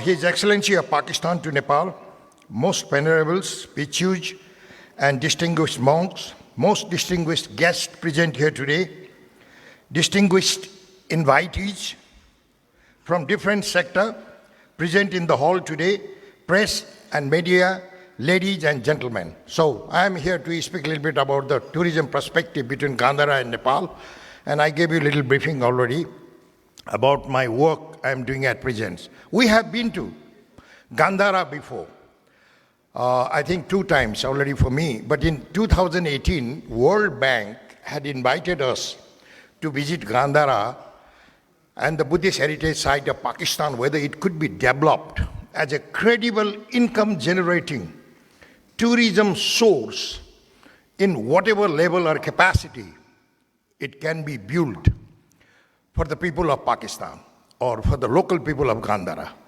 And when we were there, we were very, surprised as well as happy that what a, great heritage sites Gandhara is.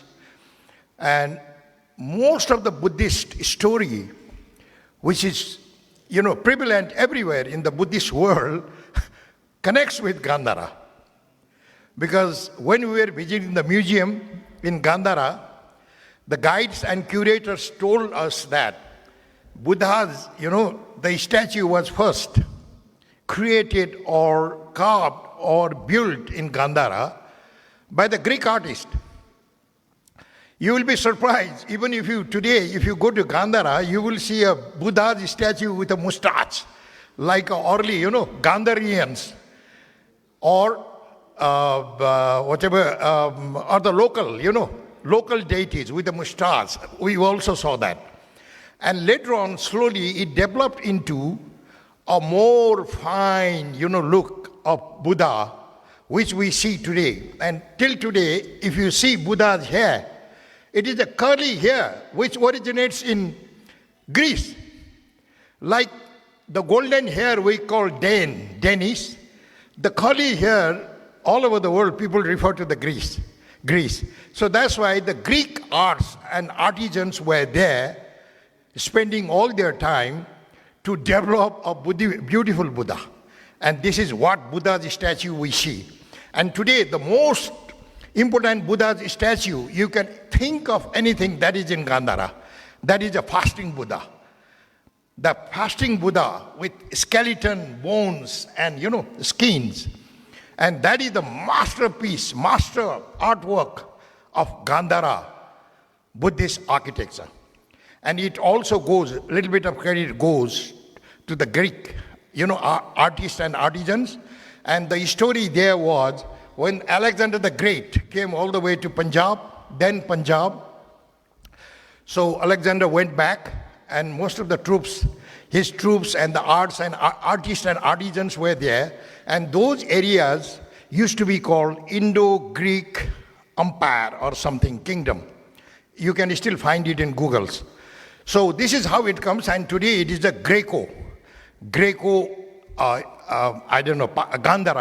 Gandhara arts or artisans. So for tourism, these are all stories which we need to sell Gandhara, because Gandhara has everything and all Buddhism is connected with Gandhara. And just now, a little while ago, a Sakya scholar said that it is Gandhara, the Mahayana was born. And it is Gandhara where Vajrayana was also born. And one more beautiful story which Gandhara has is, Guru Padmasambhava was born in Swat Valley, which used to be known as Udayana in its ancient name. So Udayana born great Guru Rinpoche Padmasambhava has so much of influence along our northern belt, right from Gandhara to Nepal, Tibet, Sikkim, Bhutan. And this Buddhism is known as Lamaism also partly, and it has a huge population. You just create a beautiful theme and beautiful program for these people. They will die to go there, the birthplace of their guru, Rinpoche Padmasambhava, that is in Swat. And that is in ancient Udiana. So these are all the 100% sure perspectives of the future tourism of Gandhara. Gandhara has so much of potentiality. Now, somebody was saying, one scholar was saying, there may be 1,000 million Buddhists around the world today. And this is your market, Your Excellency. 1,000 million tourists are your market. You just have to hire, engage a talented people and create beautiful stories. And there is the money, there is the economy for you. You can develop it as a Buddhist tourism economy and tell the world that we can do it. Yes, you can do it. It is just a little bit of, internal thing you have to organize. People will just love to go there, and you just name the name of Guru Padmasambhava. All these northern belt people, right from Pakistan to India, Nepal, like Leh, Ladakh, Sikkim, Bhutan, Nepal, it all goes there. It all lands up there. And they will be happy, to go there at least once in a lifetime. And this is your future tourism economy. Maybe 1,000 million people may not go there, but this is the market. So you can do something about it. You can reap the benefit, a balanced benefit, as Buddha always said, not miracle benefit, not magic benefit. So Buddhism always advocates balanced economics, where all Sangha, where all community can play their role together. And that is a beautiful tourism. We can call it Buddhist tourism, or whatever we want to call, Gandhara tourism, or anything we can call. In different sect we can call. So when I went to Gandhara for the first time in my life, a small poem came into my mind. I was so exhilarated, by being there, because I didn't know. And I heard so many beautiful stories in Gandhara. So a small poem came into my mind. Allow me to say it here. Scratch a hole in Pakistan. I repeat, scratch a hole in Pakistan. You only see Buddhist artifacts smiling back at you. You only see Buddhist artifacts smiling back at you. So you are so rich in Buddhist artifacts, and you are so rich in Buddhist history, and you are so rich with all this cultural heritage and Greek story, Alexander the Great story, and the creation of Buddhist, monuments, statues, stupas, all these things, they come from Gandhara. So in some ways, we can also say that Gandhara, we can also term it as a little bit of motherland of, Buddhist, Buddhist popularity, I could say. Because Buddha was born here in Lumini, Nepal. So Buddhism went to different forms, and different saints, most venerables, they also started to, give their own logic. So now I will close my topics here. There is a future. 1,000 million Buddhists are there waiting to go to Gandhara. We just have to do a little bit of homework properly. Your Excellency, you can do it. And we'll be very happy to promote Gandhara together with our Lumbini and Kapilavastu. And we'll be in touch with you, get some more information, and we'll put into our system, and we'll promote it together as a great Gandhara, Kapilavastu, Lumbini relationship. Economic as well as Buddhist tourism relationship. Thank you. Thank you, Mr. Bikram Pandey-Kazi, for your amazing and energizing words. Moving forward, I would now request Mr. Achyut Guragaiji to please express his views on the given theme.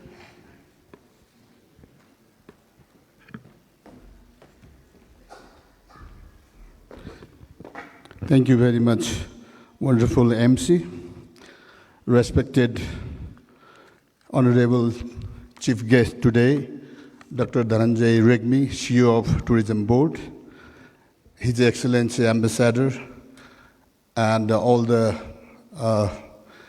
staffs of Pakistan Embassy, respected scholars, gurus, and all the participants from the tourism fraternity and from different sectors.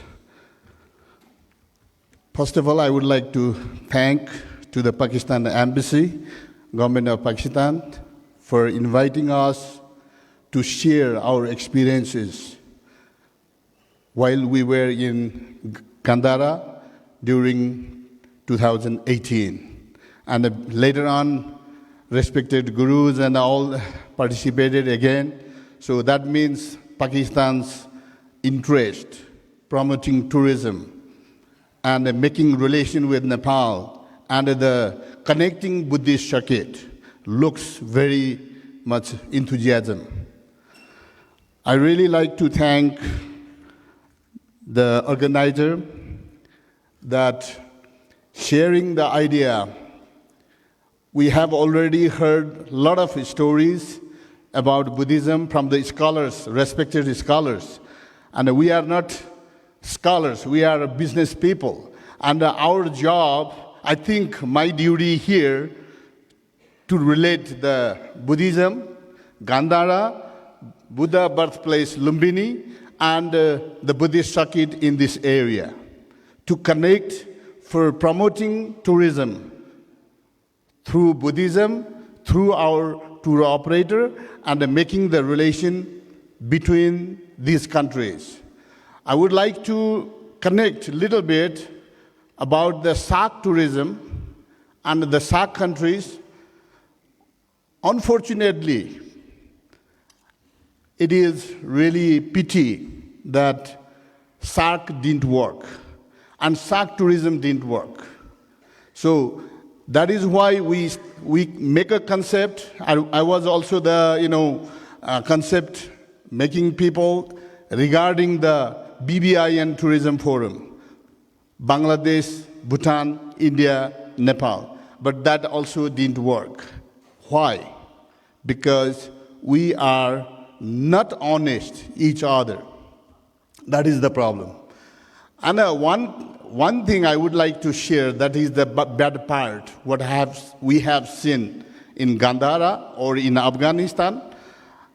It is similar like Nepal's Maoist time,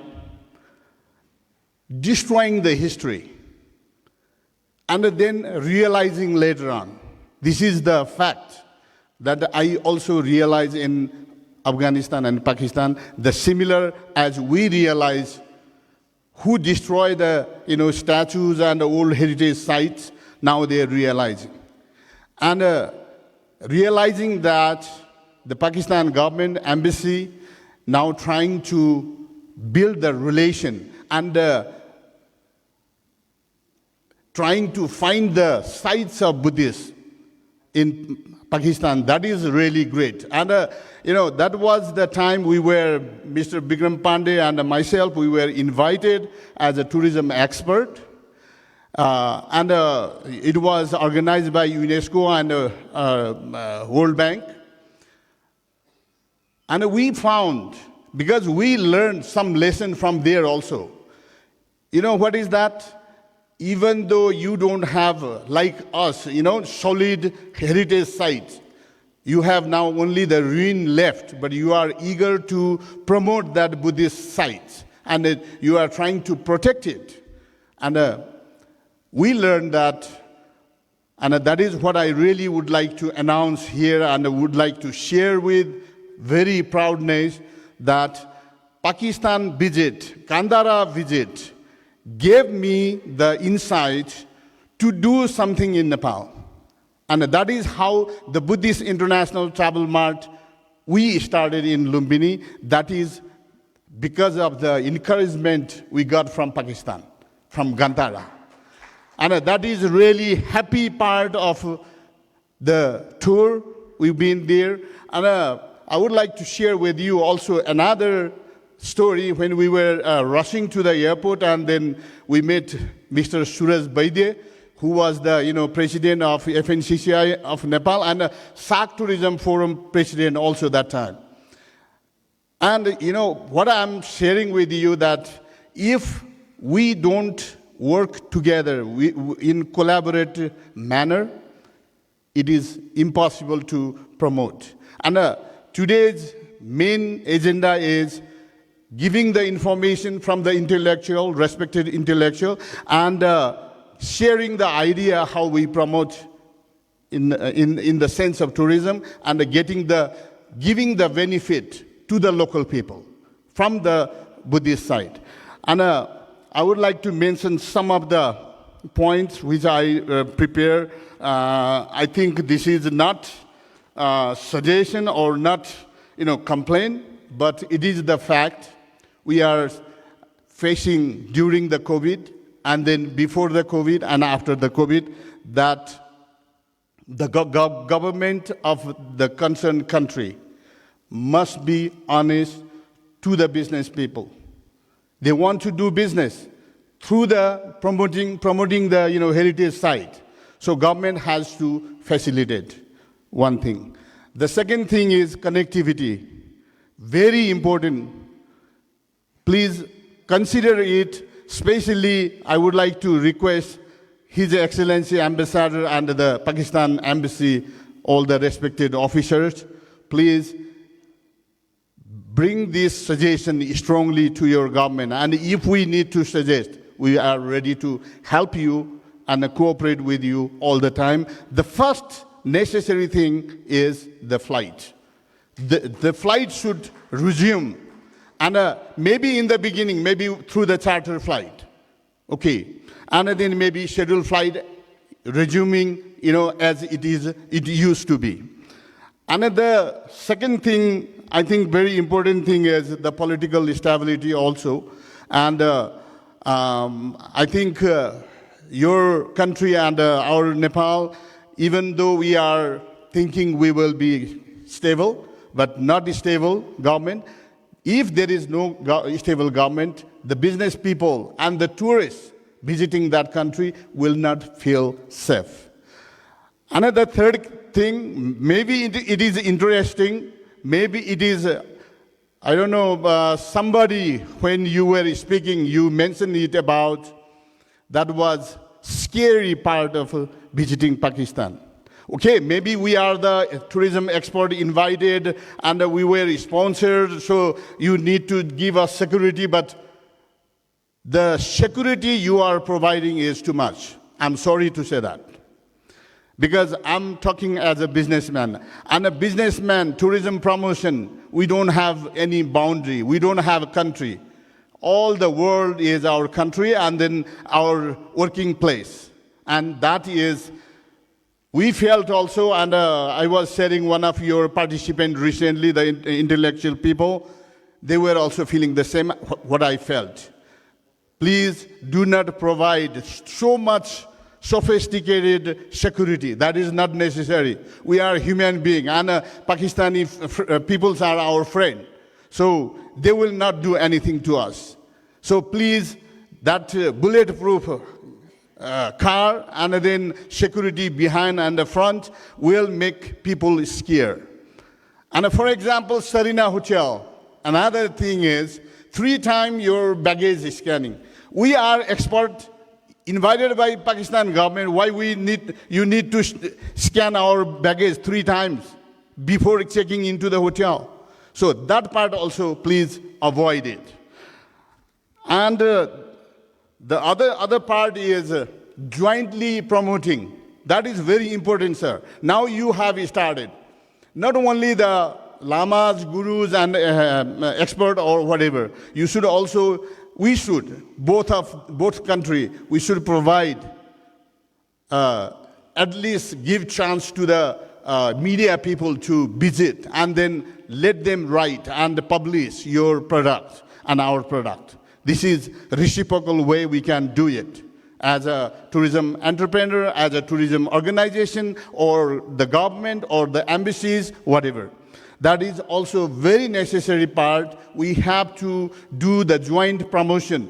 Like we have been doing like in Sri Lanka, in Bangladesh, in India, in China, and then please, Pakistan also, Honorable His Excellency, I would like to request, let's join hands together and then let's promote together. Nepal and Pakistan and the Buddhist circuit, as it is our product, our common product. Yes. And Pakistan should be proud of, the Hindus' origin also in Indus River Valley.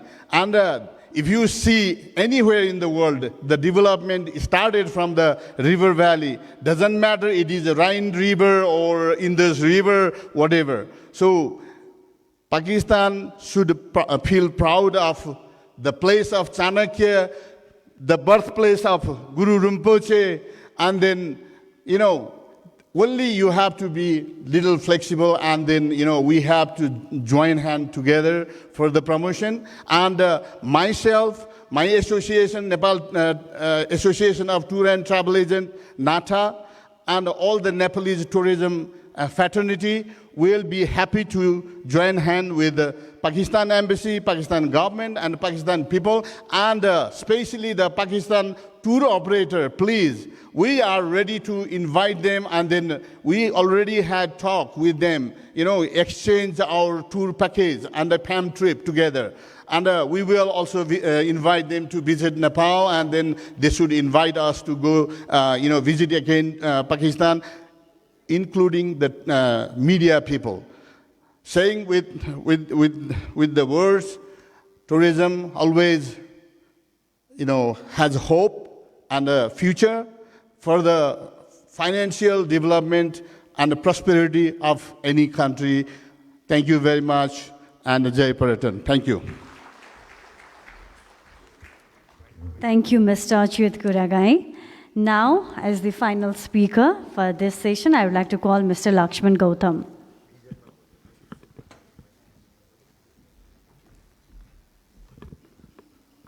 Thank you.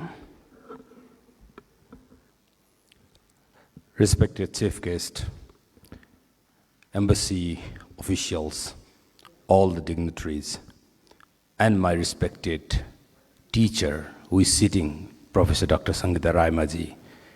She is my respected Guruma. This is always very tricky to talk about issues like this because it overarches a wider range of concepts. It goes beyond our terrestrial concept into intellectual spheres. And it's very difficult to limit the ideas within a small frame of reference. Nepal and Pakistan are closer. Of course, diplomatically, culturally, historically, religiously, through the connections of Buddhism. Also, geographically, because both of us share great mountains. Nepal has Mount Everest and Pakistan has Mount Ketu. With these pinnacles of natural wonders, we also share great linkages and heritages. Both of us sit at the juncture of civilizations. Pakistan sits between two civilizations in the west and in the east and walks and offers as a breeze. Nepal sits as a breeze between south and north. I sometimes imaginatively think if Confucius and his followers, Buddha and his followers, and Greco-Roman thinkers and their followers had met somewhere on any part of the planet, probably they would have found the best place in Gandhar or Takshila, because that lies at the very crossroad of intellectual legacy, and that corroborates intellectual vibes from around the world. In this connection, I can understand the connecting our countries, our peoples and nations. through tourism would be a very meager concept in front of the concept of intellectual connectivity both of us have, and both of us have been sharing over millennia. We are the birthplace of two Buddhas. Of course, Guru Rinpoche himself was Bodhisattva, is Bodhisattva. And we have the birthplace of Shakyamuni Buddha.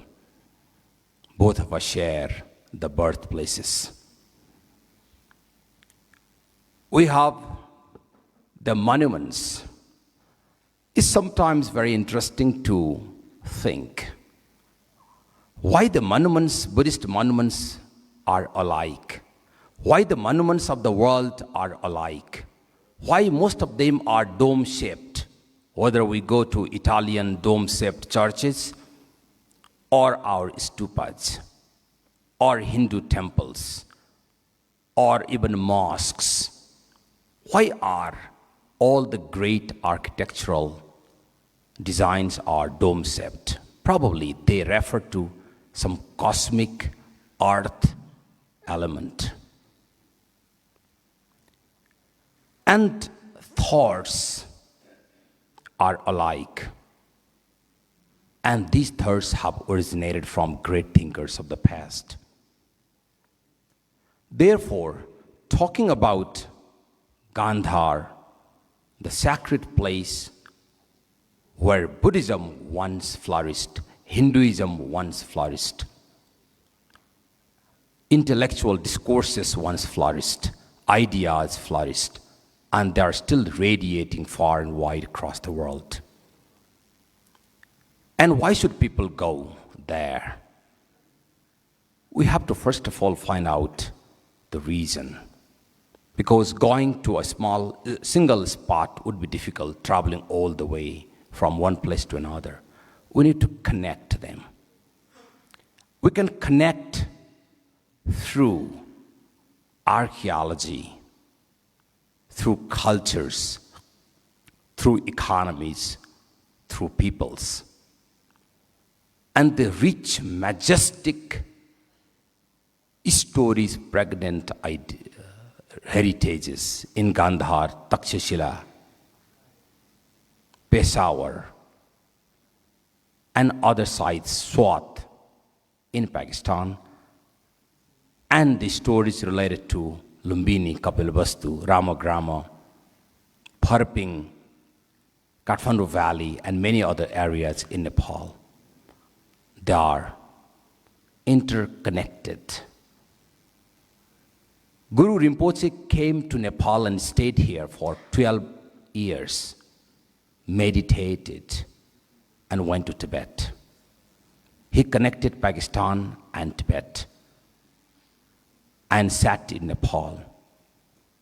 Buddha went as far as his impressions went as far as Afghanistan to the west, even beyond, and Japan to the east and beyond, Indonesia to the south and beyond. And these ideas can connect all of us together.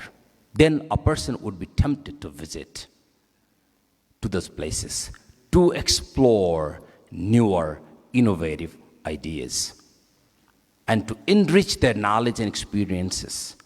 Tourism is not only to have activated the five senses. The real feeling of tourism is to activate our sixth sense, the sense of intellectuality. And such great heritages of the past, they invoke that sixth most precious sense. And with that, we have to connect the sites like Gandhar, Lumbini, and many more.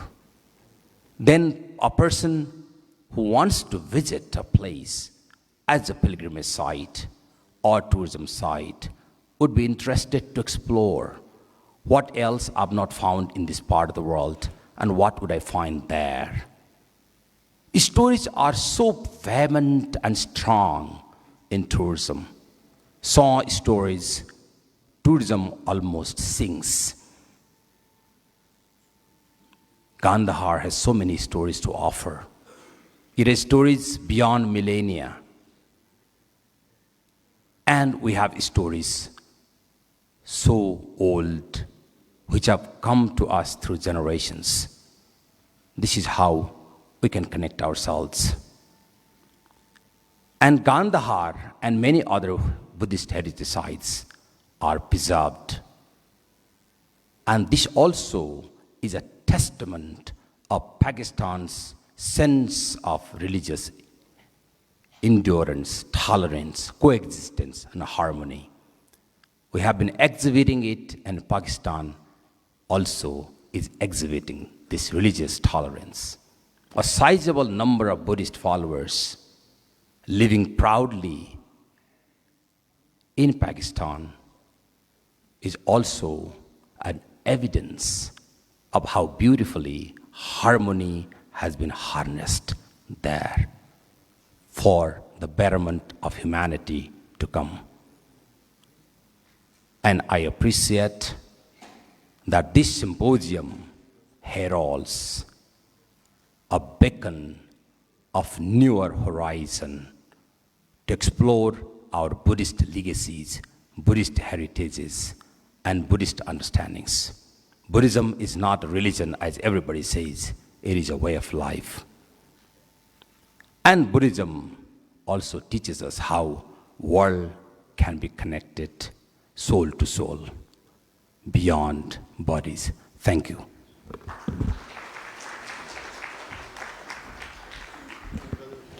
Thank you to the delegates of the theme Visiting Gandhara, Viability and Workability, Mr. Vikram Pandekaji, Mr. Achyut Guragai, and Mr. Lakshman Gautam.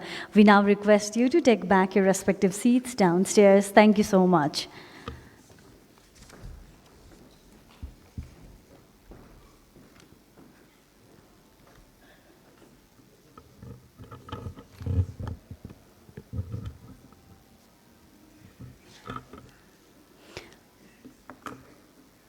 Ladies and gentlemen, we would now be commencing the fourth session, which is themed as Preserving History, Promoting Harmony. We have Mr. Rana Aftab, MD, PTDC, and Dr. Abdul Samad, DZ Archaeology, KPK as panelists. Mr. Rana Aftab or Rahman would not be able to connect live due to some unavoidable reasons. He has been kind enough to send a video message accompanied with a detailed presentation about Pakistan's tourism potential. Dr. Abdul Samad would be joining us virtually for his speech. We thank him for participating online in this event. I would like to introduce them. First of all, Mr. Aftab or Rahman Rana. He is the MD of PTDC, Pakistan Tourism Development Corporation. PTDC is a government-owned organization in Pakistan responsible for promoting and developing tourism in the country. Established in 1970, PTDC plays a significant role in facilitating tourism infrastructure, promoting tourist destinations, and providing services to tourists, including accommodation, transportation, and tour packages. It aims to boost Pakistan's tourism industry by showcasing the country's diverse natural beauty, cultural heritage, and historical sites to both domestic and international tourists. Likewise, Dr. Abdul Samad is a young Presidential Civil Award-winning professional archaeologist from Pakistan with the qualification of PhD DAAD from the Institute of South Asian Languages and Cultures, Free University, Berlin University, and Fulbright postdoctorate from the University of Wisconsin, USA. He has more than 15 years of experience in promoting the rich archaeological heritage of Pakistan and has internationally recognized exceptional contributions through his 30 successful projects. He taught almost for 10 years at Hazara University before joining as Director, Directorate of Archaeology and Museums, Government of Khyber Pakhtunkhwa, Pakistan. Ladies and gentlemen, we would now be watching the video message and presentation by MD PTDC.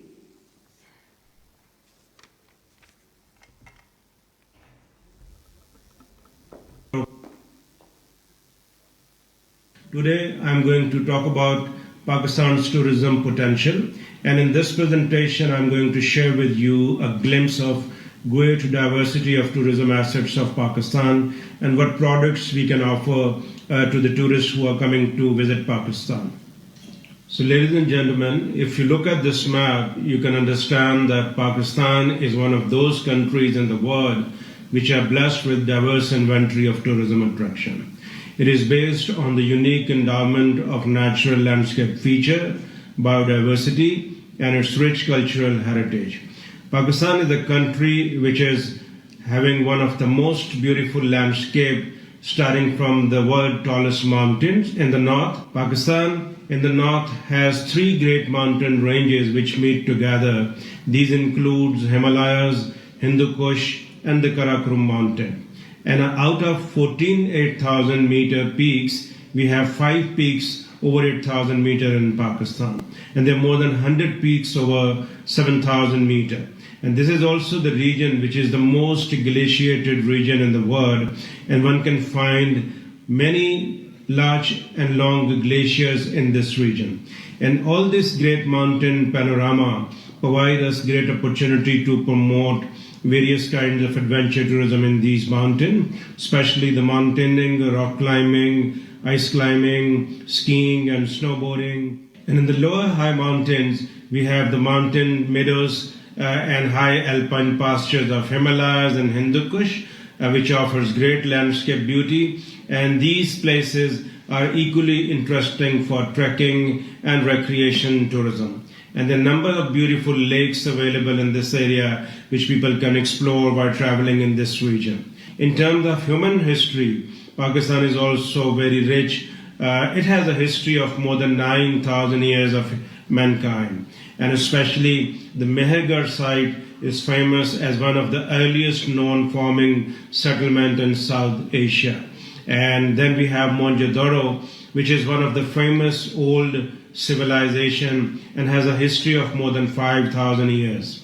And we have many places where their sacred sites of Hindu religions are located and they can be visited easily throughout the country.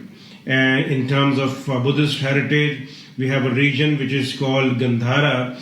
This region has hundreds of beautiful sites and where the stupas and monasteries are located. Rather, this is the region from where Mahayana Buddhism actually originated and spread towards Far East. And in this map, you can see all the locations of different sites which are available between Peshawar and Lower Swat and the area of Taxila in terms of the Gandhara heritage. Pakistan has a great diversity of living culture.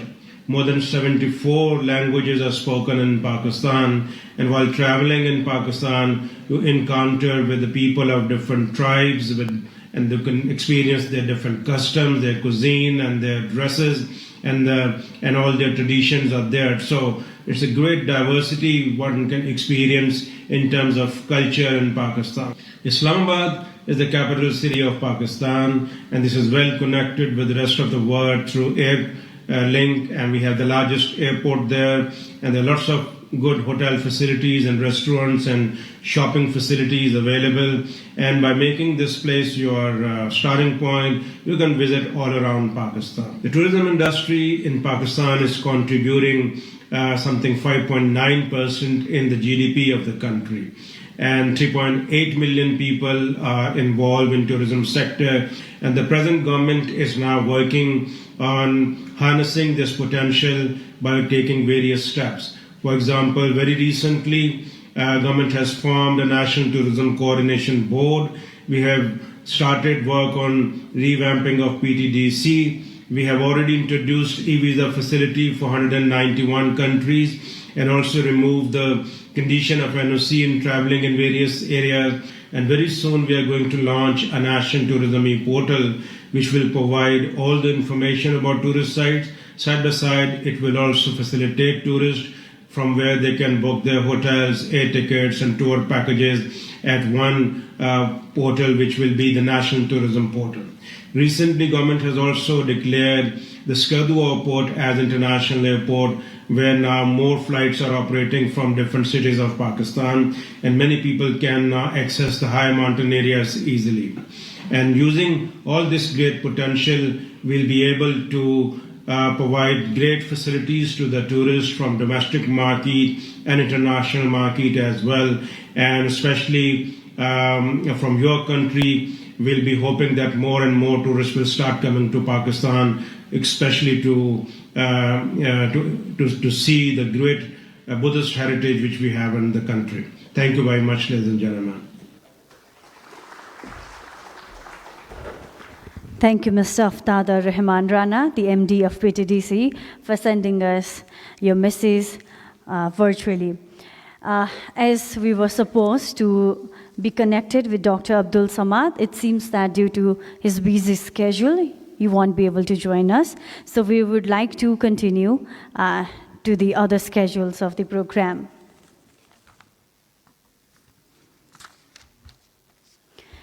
Ladies and gentlemen, now please allow me to call upon distinguished scholar, Professor Om Charan Amatya to express his views in relation to today's event.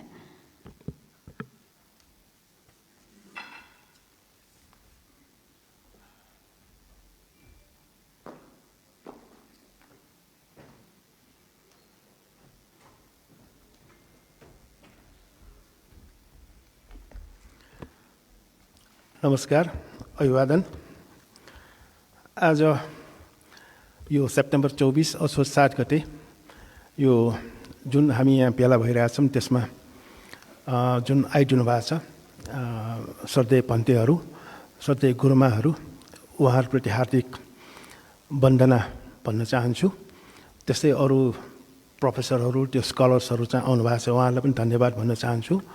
र आज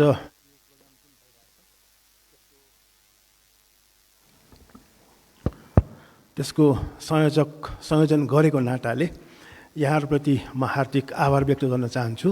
र आजको दिन मेरो लागि एउटा चाहिँ स्मरणीय दिन रहनेछ, किनभने यो अब हाम्रो पाकिस्तान एम्बेसीका यहाँ चाहिँ चार्ज अफेयर्स हुनुहुन्छ, त्यस्तै अरू हुनुहुन्छ, उहाँहरूप्रति पनि हार्दिक आभार व्यक्त गर्न चाहन्छु। र एउटा कुरा के हो भनेदेखि उहाँहरूले चाहिँ यो अब उहाँहरूको आफ्नो चाहिँ कुराहरू छन्, त्यसमा चाहिँ अब एउटा प्रोग्राम त्यस्तो गर्नु पर्यो कि यो बुद्धिज्म सम्बन्धी अब त्यहाँ बुद्धिस्ट सम्पदाहरू जुन छ त्यो सम्पदाहरूको प्रमोट होस् भन्ने खालको चाहना छ। त्यसलाई अब मूर्त रूप दिने क्रममा आजको यो प्रोग्राम हुँदैछ। र मेरो लागि यो ठाउँ, यो मेरिट होटलको यो हल दोस्रो कारणले पनि मेमोरेबल रहनेछ, स्मरणीय रहनेछ। आजभन्दा ठिक 1.5 वर्ष अगाडि यो 2022 मार्च 31 को दिनमा यही ठाउँमा 5 जना राजदूतको उपस्थितिमा मेरो किताब बुद्धिज्म एन्ड बुद्धिस्ट हेरिटेज इन पाकिस्तान विमोचन भएको थियो। अब त्यसको नेपाली आउँदैछ, त्यो अङ्ग्रेजीमा 1.5 वर्ष अगाडि यही ठाउँमा चाहिँ विमोचन भएको थियो। र अर्को चाहिँ स्मरणीय दिन आज रह्यो। र यसमा जस्तो अब धेरै कुराहरू आइसकेका छन् र पाकिस्तानको विषयमा म एउटा यो वर्ल्ड हिस्ट्री, विश्व इतिहास र चाहिँ इन्टरनेसनल रिलेसन्सको एउटा विद्यार्थी भएको नाताले गर्दाखेरि यी कुराहरूमा मेरो इन्ट्रेस्ट छ। र चाहिँ नेपाल र पाकिस्तानका जनताहरूको बिचमा जुन जनता बिचको सम्बन्धमा पिपल टु पिपल रिलेसन्स जुन छ त्यो चाहिँ अझ बढी अभिवृद्धि होस् र दुई पक्षको बिचमा नेपाल र पाकिस्तानका जनताहरूको बिचमा म्युचुअल अन्डरस्ट्यान्डिङ अझ राम्रो होस् र एउटा चाहिँ सहयोगको जुन भावना छ त्यो चाहिँ अझ राम्रो होस् भन्ने एउटा उद्देश्य हो आजको। र तपाईँहरूलाई जानकारी दिन पाउँदा खुसी लाग्छ कि नेपाल र पाकिस्तानको बिचमा दौत्य सम्बन्ध 1960 मा भएको थियो, 63 वर्ष भएको छ। तर अब पूर्व वक्ता विद्वानहरूले भनिसक्नु भएको छ यो सम्बन्ध हेर्ने हो भनेदेखि यो 2500 वर्ष पुरानो छ। र मेरै आफ्नो अनुभव पनि यो चाहिँ यो गौतम बुद्धकै समयमा यो नेपाल र अब त्यतिखेर पाकिस्तान त छैन, तर चाहिँ पाकिस्तान र नेपालको बिचमा जुन सम्बन्ध छ 2500 वर्ष पुरानो हो। र गौतम बुद्धकै टाइममा अघि चाहिँ डाक्टर केशव मान साक्य उहाँहरूले भनिसक्नु भएको छ कि साक्यहरू चाहिँ जुन विदुरको अत्याचार भएपछि एउटा साक्यहरूको एउटा ग्रुप, एउटा चाहिँ समूह चाहिँ गान्धारमा पुग्यो भने अर्को समूह काठमाडौँ भ्यालीमा आए।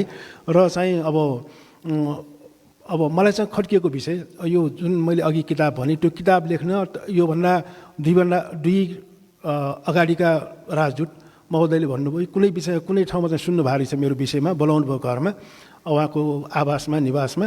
र चाहिँ अब यो अब जस्तो मेरो भनाइ यसमा के छ भने जस्तो अब तक्टे बही त्यहाँ चाहिँ अब 2500 वर्ष अशोकले जस्तो तपाईँले इन्टरनेटमा हेर्नुभयो कुनै किताबहरू हेर्नुभयो भने चाहिँ यो अशोकको टाइममा त्यहाँ बुद्धिज्म प्रवेश भएको भनी लेखिन्छ हामी त्यो पढ्छौँ त त्योभन्दा 200 वर्ष अगाडि गौतम बुद्धकै टाइममा चाहिँ पुगिसकेको थियो र चाहिँ त्यहाँ जुन किसिमका सम्पदाहरू छन् ती सम्पदाहरूमा त्यहाँबाट कपिलवस्तुबाट गएका साक्यहरूको धेरै योगदान हुनसक्छ जस्तो अब त्यहाँ चाहिँ तक्टिए बही तपाईँ अघि भन्तेज्यूहरूले पनि भन्नुभयो तक्टिए बही भनेर तक्टिए बहीको जुन छ त्यहाँको स्थानीय भाषामा त्यसको कुनै अर्थ हुन सक्ला तर यहाँ पनि तपाईँले हेर्नुभयो भने अब साक्य त्यो कपिलवस्तुबाटै ओरिजिन भएको कारणले गर्दाखेरि बही त्यहाँ पनि गयो बही यहाँ पनि आयो यस कारणले अब काठमाडौँ भ्यालीमा धेरै बहा बहीहरू छन् र चाहिँ तपाईँले अर्को सिमिल्यारिटी के हो भनेदेखि त्यहाँको त्यो तक्टिए बही र हाम्रो यहाँको चाहिँ यो विभिन्न बहीहरूको तपाईँले चाहिँ लेआउट डिजाइनहरू हेर्नुभयो भने त्यो समानता देखिन्छ यस कारणले चाहिँ त्यो 2500 वर्ष अगाडि पुगिसकेर त्यो बहीको अर्थ चाहिँ हाम्रो कपिलवस्तुसँग जोडिएको र साक्यहरूसँग जोडिएको कारणले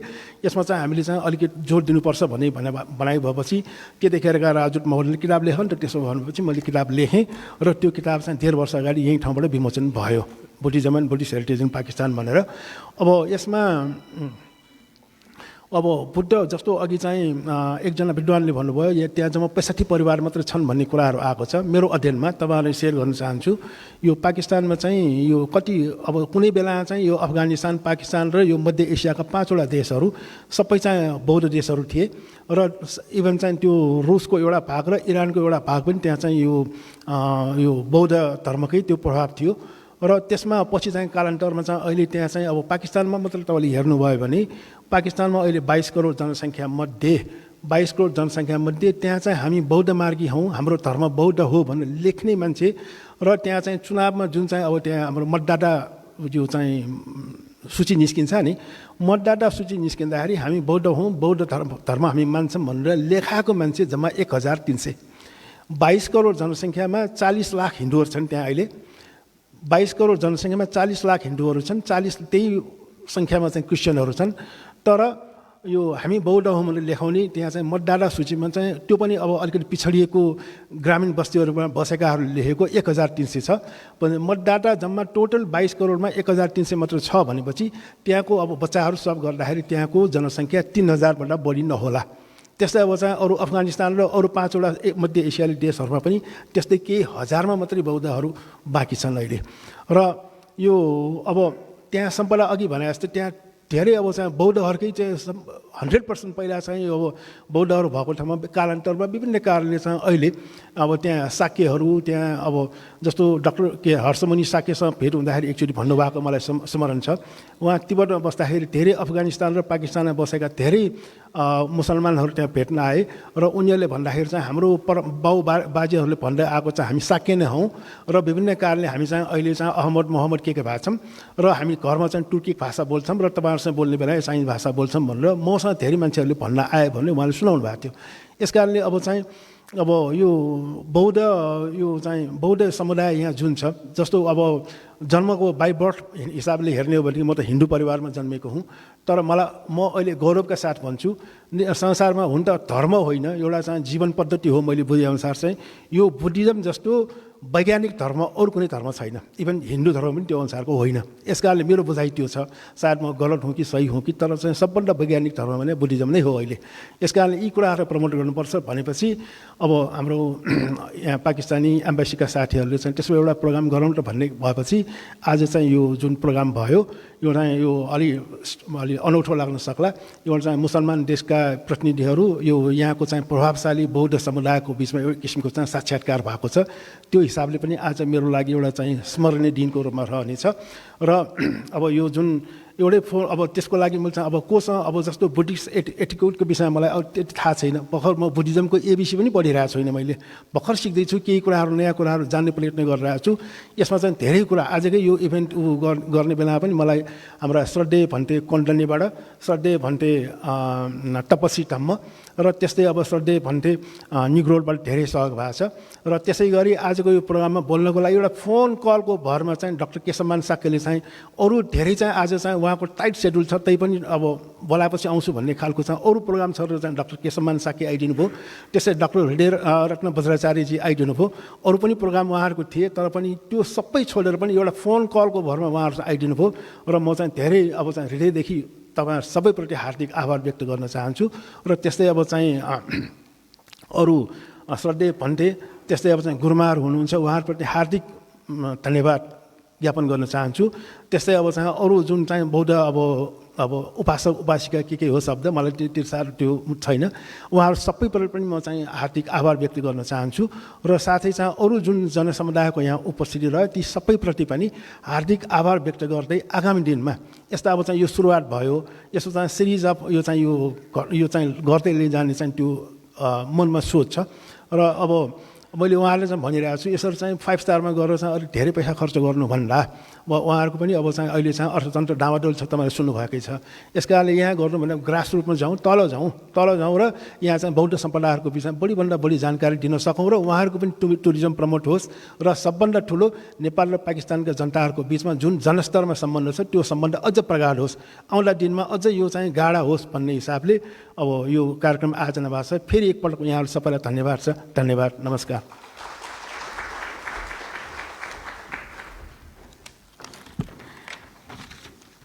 Thank you so much.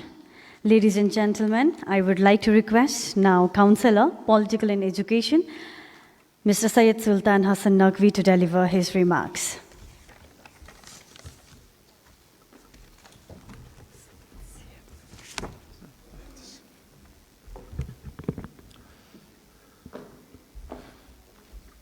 Honorable Chief Guest, Dr. Dhananjay Regmi, Chief Executive Officer, Nepal Tourism Board, Shahji Affairs, Pakistan Embassy, Mr. Omer Ali, distinguished special guests, respected speakers from Nepal and Pakistan, and dear participants in this important event, Assalamu alaikum, namaste, and a very good afternoon.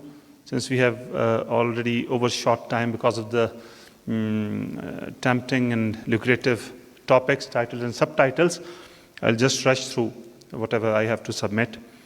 Buddhism's historical heritage sites in Pakistan, which, as this seminar's title rightly suggests, are a treasure trove of history, of culture, and of a philosophy that created a long-lasting impact which extended beyond Gandhara's perimeters, both in terms of time and space. Gandhara provides a rich foundation for building bridges and strengthening connections between Pakistan and the countries where Buddhism has its significant presence in one form or another. That is why Buddhism and its sites have a special place in the commonalities and convergences that exist between Pakistan and Nepal. Pakistan Embassy has endeavored to undertake and encourage activities which promote this aspect.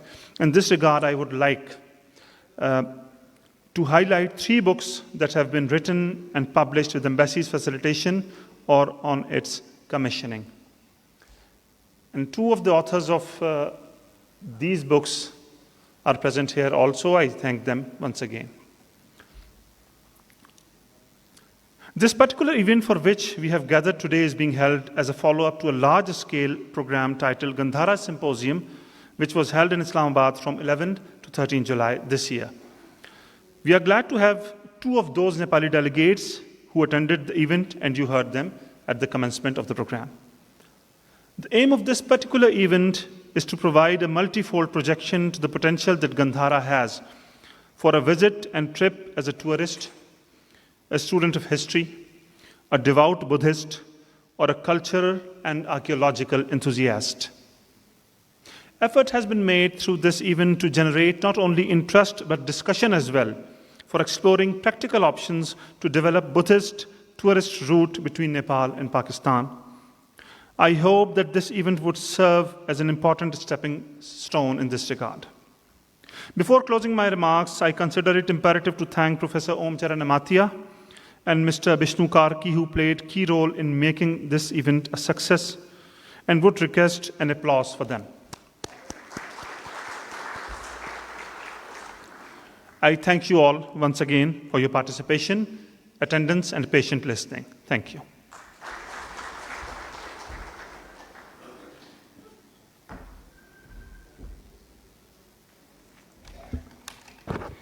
Thank you. Ladies and gentlemen, let us have the privilege of having our chief guest, Mr. Dhananjay Regmi, CEO, Nepal Tourism Board. Of today's event, he is the chief guest and we request him to deliver his valuable remarks.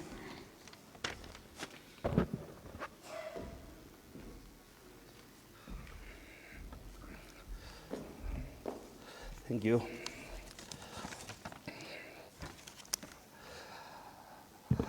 High-level officials from Pakistan Embassy, all the veteran professors, former VCs, Ventus, Guruberg, and all the tourism fraternity, everyone who are here, very good afternoon. Well, I was asked to join this meeting, and 2 weeks back, Mr. Ari was in my office and we were talking about, and he talked about this conference. Then I say Pakistan and Buddhism, something new for me. Then I say, okay, this is something new, but it's a good idea. Nepal, we are now working with India, and we are thinking, we already started to joining some of these heritage sites, especially the Buddhism site, and why not Pakistan, if we have number of sites that are very closely related with the Buddha.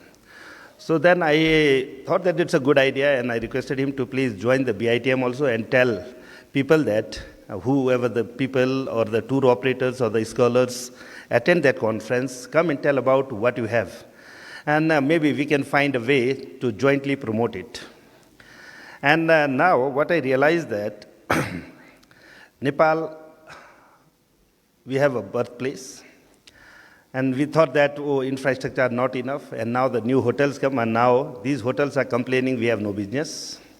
Then the government said, we don't have an airport.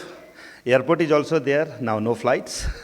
So, what is the solution? We all are looking for promotion. Now the Pakistan also thinking about promoting the Gandhar. But we, the people from the Lumbini itself, we are suffering.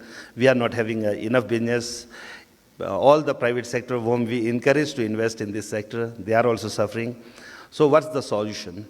So I think we need to find the solution together. So who are who really want to promote their Buddhism side, we need to sit together and we need to share what we are doing. Because, see, as a tourism board CEO, I am looking on the one aspect. I'm not the gurus who are looking at the peace, prosperity, spreading the love. That is one part. That is what we need to make a marketing plan for that. Whole world is suffering. Everybody need a peace. Peace of their mind. Peace in their nation. Development in their nation. So all the teachings, all the teachings of the Buddha, that is what we follow, then maybe we can find that path. And you are the right people to give this, this path. But we are the one how to cash it, how to make it a business, how to make the people to go learn about that, how to learn that. So for that, all the people who are directly and indirectly involved in the business, in the tourism, we need to sit together and need to identify what is the weaknesses. I spent almost 3 years in Sarnath, so I know. When I was there, I frequently used to visit Sarnath. Sarnath also had the same story. Not that much people used to visit there. From Nepal, when we see, they have many tourists coming, but they also think that many people are coming to Nepal. But actually, both the countries, these sites are suffering. We don't have enough business. They are also complaining the same. We also. And now what I realized, being the CEO of NTB and looking at the industry closely, I realized that we know how to complain and what to complain. But we don't know what is the solution. And we never look for the solution also. We are fighting with only the immediate neighbor or the very close friends who is doing the same business. But we are not trying to find the solution, sitting together and identify or find a new way to promote. So I think the best way is, we are complaining, all the people are coming from Indian border, they are just spending half of the day and they are just throwing all the garbage and going back. Maybe some other sites also, because these are the people who are here for the pilgrimage, and if they don't see anything, why should they extend their stay? So we need to sit together and make some kind of a very clear plan. Why the Osho Ashram? If you want to go, we have one Osho Ashram here in Kathmandu, in Chitwan also, in Pokhara also. All Osho Ashrams are always full. If you have to book. We have another, what it called in Bhutan Ganta? Vipassana. You have to pre-book for months back. And there, but why? Because they have a very clear package. You are going to wake up at this time, you are going to do these activities, meditation, then you are going to learn. They have a clear package, but I found that every Buddhism site, we are not selling the package. We are just talking, okay, Buddha was born here. Okay, we went there. There are 7-8 sites in Lumbini itself, in the periphery. We are going only to the Mayadevi temple. And when you are not telling the people, if you are not giving them the package, why should the people go? So, both either the India or Nepal, and if we want to include this, then we all need to sit together, and make a clear packages, and everyone should focus on that. From Nepal, nowadays, we are saying, I don't know, all the gurus are here. I was told that Buddha, before Nirvana, he told that after me, people will visit 4 places. And the first is Lumbini. Then they go to Bodh Gaya, then to Sarnath, and to Kushinagar. Is it real or not? I don't know, but this is what I heard. If it is true, then we are requesting everyone do a clockwise pilgrimage tour, so that you will understand the life cycle of the Buddha, and you will get more, your knowledge during your tour. So this is it's good for Nepal, because if people are starting from Nepal, obviously everybody is coming to Nepal. But at the same time, we need to sit together and find the right, give the same message. If the Indian are going to the same person saying that, no, you come from here because you start from Bodh Gaya, then you go to other place. Then that confuses the people what is the right. I think here the gurus can help us to establish the right way, how we should make this tour. What site we should visit first, and what we should learn when we are visiting somewhere. I had an opportunity to visit Lumbini with one of the guru from the chief priest from Malaysia. I went there to Bhairava to welcome him. Then I found that he spent a quite long time in the chanting. So he spent around half an hour doing chanting inside the temple, and then small talking with the people. Then all the disciples who following him, then it's over. Then I say, what you are going to do next? No, tomorrow we are going back. So they arrive at 10 o'clock in the evening. Next morning, half an hour chanting. They had lunch and they left Nepal. So that is why I think that we need a very clear plan. Okay, every morning, in the day and in the evening, for 5 days, you are going to listen to these gurus who are going to give you the speech, who are going to enlighten you with the knowledge or all the lessons given by the Buddha. I think that sort of the packages needed to be done. And especially if we talk about the Lumbini, we have so many Gumbas already represented by the different countries, and all the veteran gurus are there. I think we need to take support from them, and we need to make a package, and I think that is the one way, and doing so we can include we need to do similar things in the Gandhar as well. I think that is one thing and another was there, I heard that 1,300 people and there is no monk at all. Then, Pakistan government can request maybe many of the Sakyas who have already, when there was a trouble to them, they went to Gandhar. That means there is something, many of the monks might be interested to go there, and I think this is also what we can start. And this is the Buddhism part. I'm not that much, in the deep on the Buddhism, and all the scholars, I think they have given a wonderful speech, very good talk. I myself was enlightened today, learning many new things about the Buddhism. So I'm not going to talk about that. But when we talk about the Pakistan, one issue came. One thing was raised by the 3 people about the security or the perception about the Pakistan. So I'm here, one of the example. A son of Indian Army, who spent 12 years in India, grew up in India. Grew up and studied in India, I'm because of that, the 2 countries, I had a very different feeling in the movies, everything. I had a different perception. And after completion of my PhD, I got an opportunity to work as a scholar, doing research in the glaciers in the Pakistan. I was confused. Shall I go or not? Is it safe or not? Then, being a Nepali passport holder, I say, okay, I'm going. Then I request for the visa. They provided visa in a day. Then I flew to Pakistan. Somehow I missed one of the flights. So what they did is, when I arrived there, they take me a wonderful hotel. The hospitality was wonderful, very good food. All what the Nepali likes, most of their food is also there, and their hospitality was amazing. Then the next morning I get another flight, went to Islamabad, and then we drive all the way. As a scholar, I was driving. On the way, we stopped in the many places, eating food. There was nothing. Everything was good. I didn't find any problem at all. Then we went to the Gilgit and to Pasu, Simshal Valley, Khunjirawa National Park. So I spent almost a month there for the first time. Then one after another, I visited 4 times, and I haven't found any problem. So every country have problem, even in Nepal also. But the problem in the South Asian region is we highlight more the negative news than the positive one. And when you have this geopolitical problems, then it is more highlighted by your very good friends all the time, and then that is another problem. So I think every country has a problem, but there is a possibility. So I didn't see any problem in that part. And another is one of the Nepal and Nepal and Pakistan has a very good relation. That can be seen even after the first K2 summit was done by our Nepali climbers. And the head of the state, he invited them for the dinner. They were well taken care and that also gives a very positive vibes in the Nepalese people, and whole Nepali citizens. I think they love Pakistan and they really want to visit. The only thing is where to go, what to see. I have been there. I have seen the heaven of the Simshal Valley.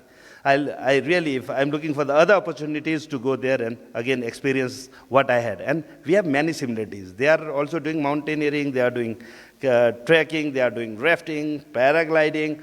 Most of the activities what we have in Nepal, they also have the same. So somehow we can interconnect that. People who are visiting to climb, to do some rafting in Nepal, we can encourage them to go and do it in Pakistan as well. If they are coming for one trek in Nepal, why not you go for next trek to there?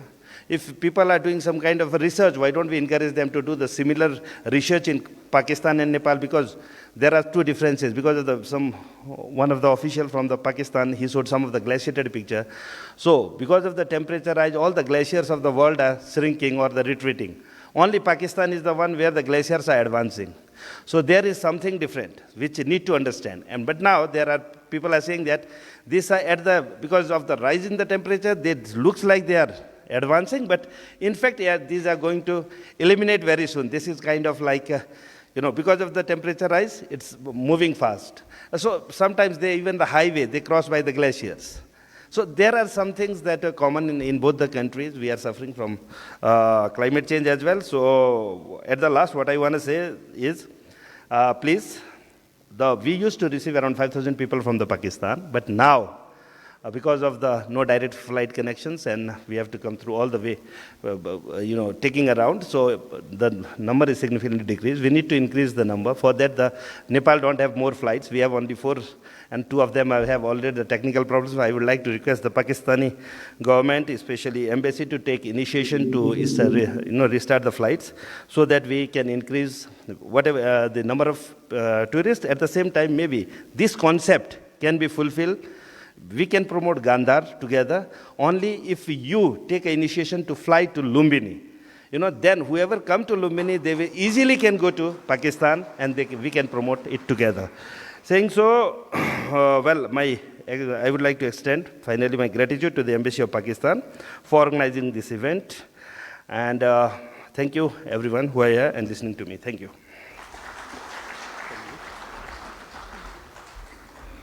Thank you so much, Honorable Chief Guest, Dr. Dhananjay Regmi, CEO, Nepal Tourism Board, for your insightful and amazing presentation.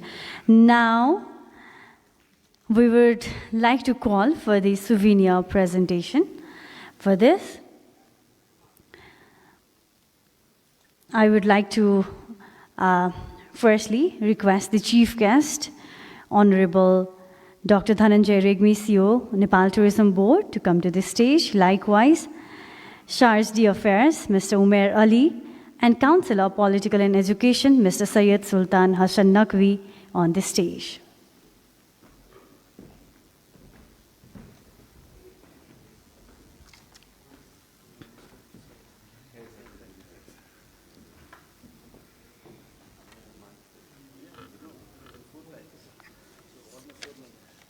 To begin with,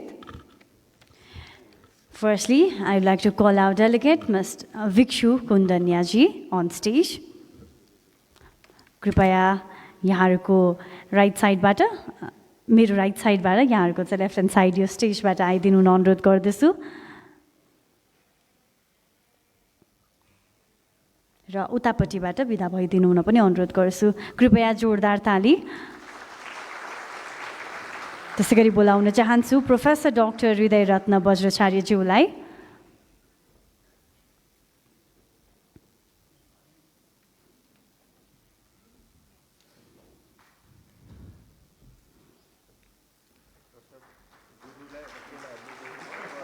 त्यसैगरी doctor Keshav वनशाक्यज्यू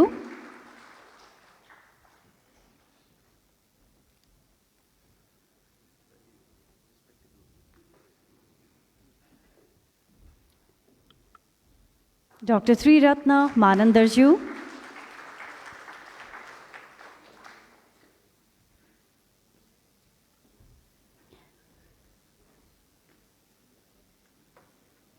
Bikram Pandey Kajiju,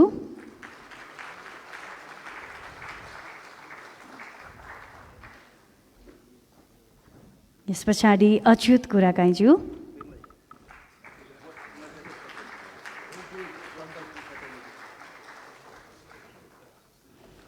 Lakshman Gautamju,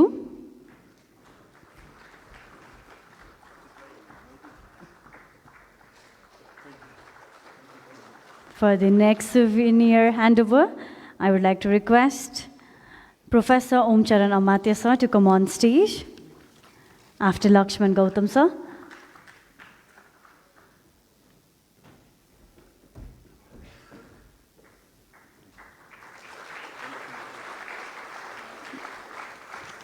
Next, Mr. Vishnu Karki.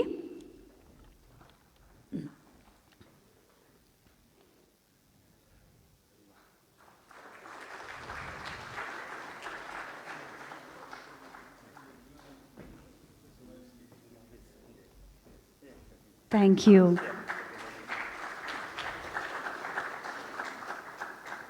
I would now request our Charge d'Affaires, Mr. Umer Ali, to present souvenir to our chief guest, Dr. Dhananjay Regmi, CEO, Nepal Tourism Board. Please put your hands together for our honorable chief guest of today's event.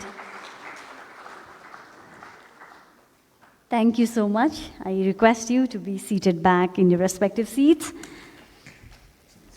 Moving forward, may I now request His Excellency Mr. Abrar Hussain Hashmi, Ambassador of Pakistan Embassy Kathmandu, to present his remarks virtually.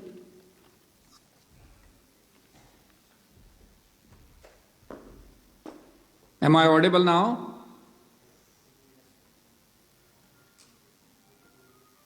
Assalamu alaikum and very good afternoon.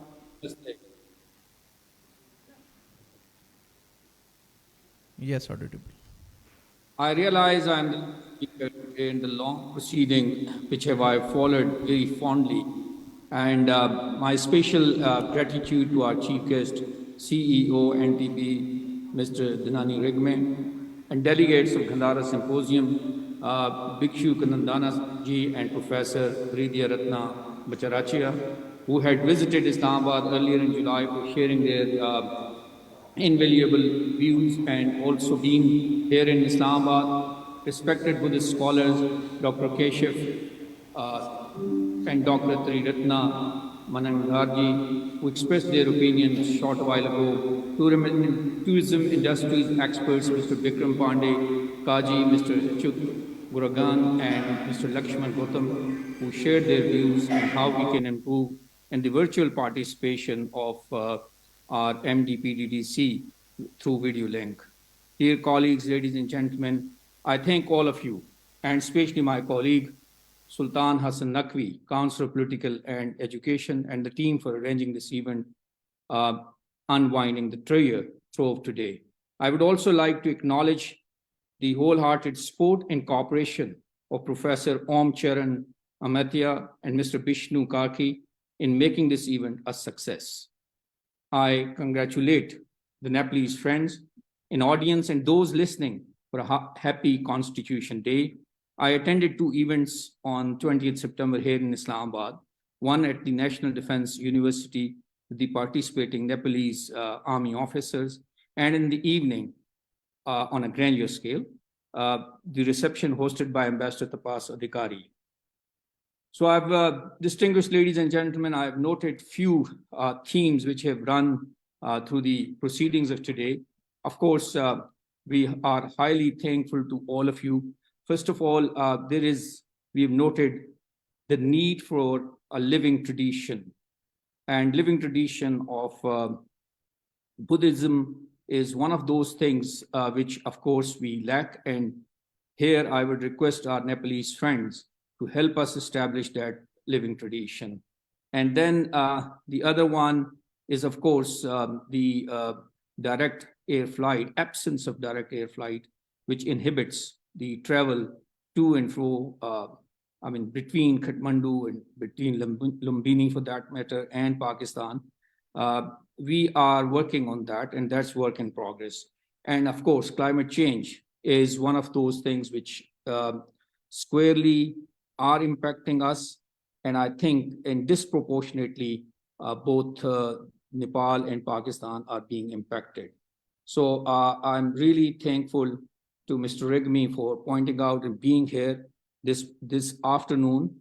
And as you are aware that Pakistan makes all the efforts in projecting its shared heritage, this belongs to not just Pakistan, but whole of the world. And we want to project it. It's the Harappan civilization to Gandhara civilization, which flourished in the region, is mostly in the modern day Pakistan. Situated at the crossroads of ancient trade routes, Gandhara served as a melting pot of diverse cultures and civilizations.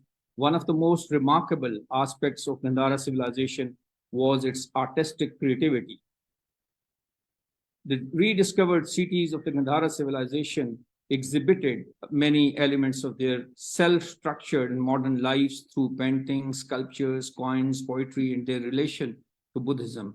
And you can see most of them here in Taxila Museum, and that in Mingora and Peshawar Museum, as well as in Lahore Museum and some of the living sites.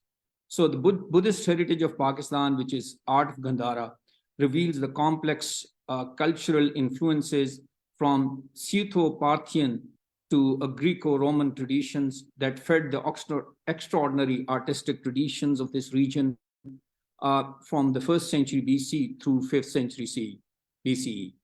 At its side, Gandhara, whose center was situated in present-day Peshawar in northwest Pakistan, encompassed Bamiyan in Afghanistan, Bactria, the Hindu Kush, and Punjab region of northwest India. Buddhism reached Gandhara as early as 3rd century. So taking you further, this region where we are situated today, it has been a cradle of the Gandhara civilization, and then which has also been extended eastward and westward. Distinguished ladies and gentlemen, in the haze of today, there's a tendency to overlook the past, although they remain interlinked. Pakistan and Nepal have been inextricably bound together by civilization and historical links. One aspect of these links is common Buddhist heritage. The two countries share. Sages and travelers dared the odds of millennia ago, and they have traversed this land, which constitutes Pakistan and Nepal. Thanks to our archaeological and historical records, the accounts of travelers and folkloric anecdotes, they live between us. So we have recently at Ministry of Foreign Affairs, we have instituted an exhibition, which is a digital exhibition, and one can go and visit our website of Ministry of Foreign Affairs, and you can see for yourself that this digital exhibition it is still there, and also the social media offer new powerful means for projecting the Buddhist Gandhara heritage of Pakistan to the world. So the sacred sites, sculptures, and artifacts of Gandhara are not just relics from the past, they are also a source of inspiration for the faithful and tourists from different parts of the world whom we welcome to Pakistan. Towards the end, I want to assure you all, ladies and gentlemen, that Pakistan is committed to promote systematic research on Gandhara civilization of various archaeological sites and invite you all and international academia, tourists to experience with themselves the splendid Gandhara heritage and much more, food, the topography, and the hospitable people of Pakistan. And Pakistan is a treasure trove of Gandhara civilization and beyond. I thank you all, and thanks a lot for being here this whole forenoon. And with this, I'll thank all of you.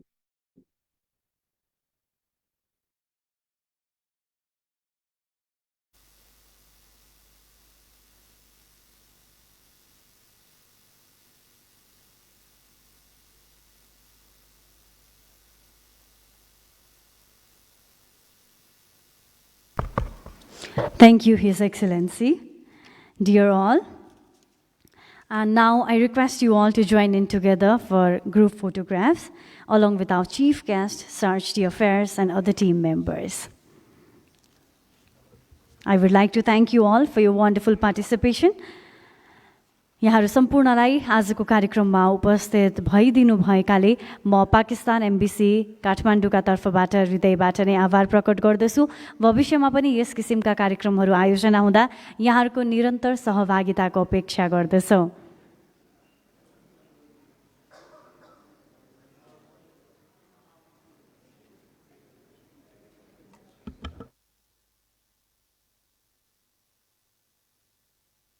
सर्वप्रथम म पहिलो रोमा रहनुभएका महानुभावहरूलाई र दोस्रो रोमा रहनुभएका महानुभावहरूलाई group फोटोका लागि आइदिनु हुन अनुरोध गर्दछु र त्यसपछाडि हामी क्रमैसँग मिलाएर photo खिच्नेछौँ।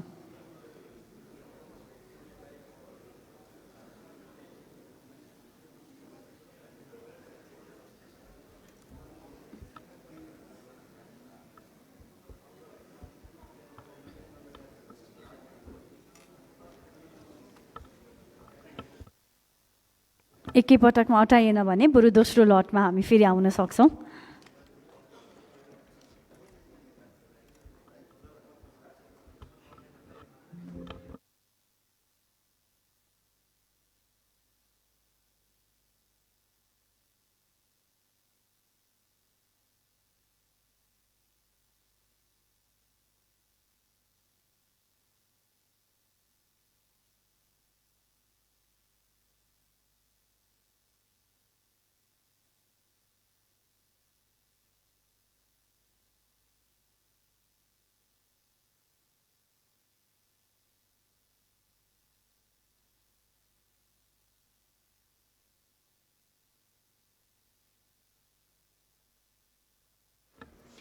Thank you all for your wonderful participation. On behalf of Pakistan Embassy in Kathmandu, I would like to thank you all for your valuable presence. See you again in future. Thank you so much. Have a wonderful day.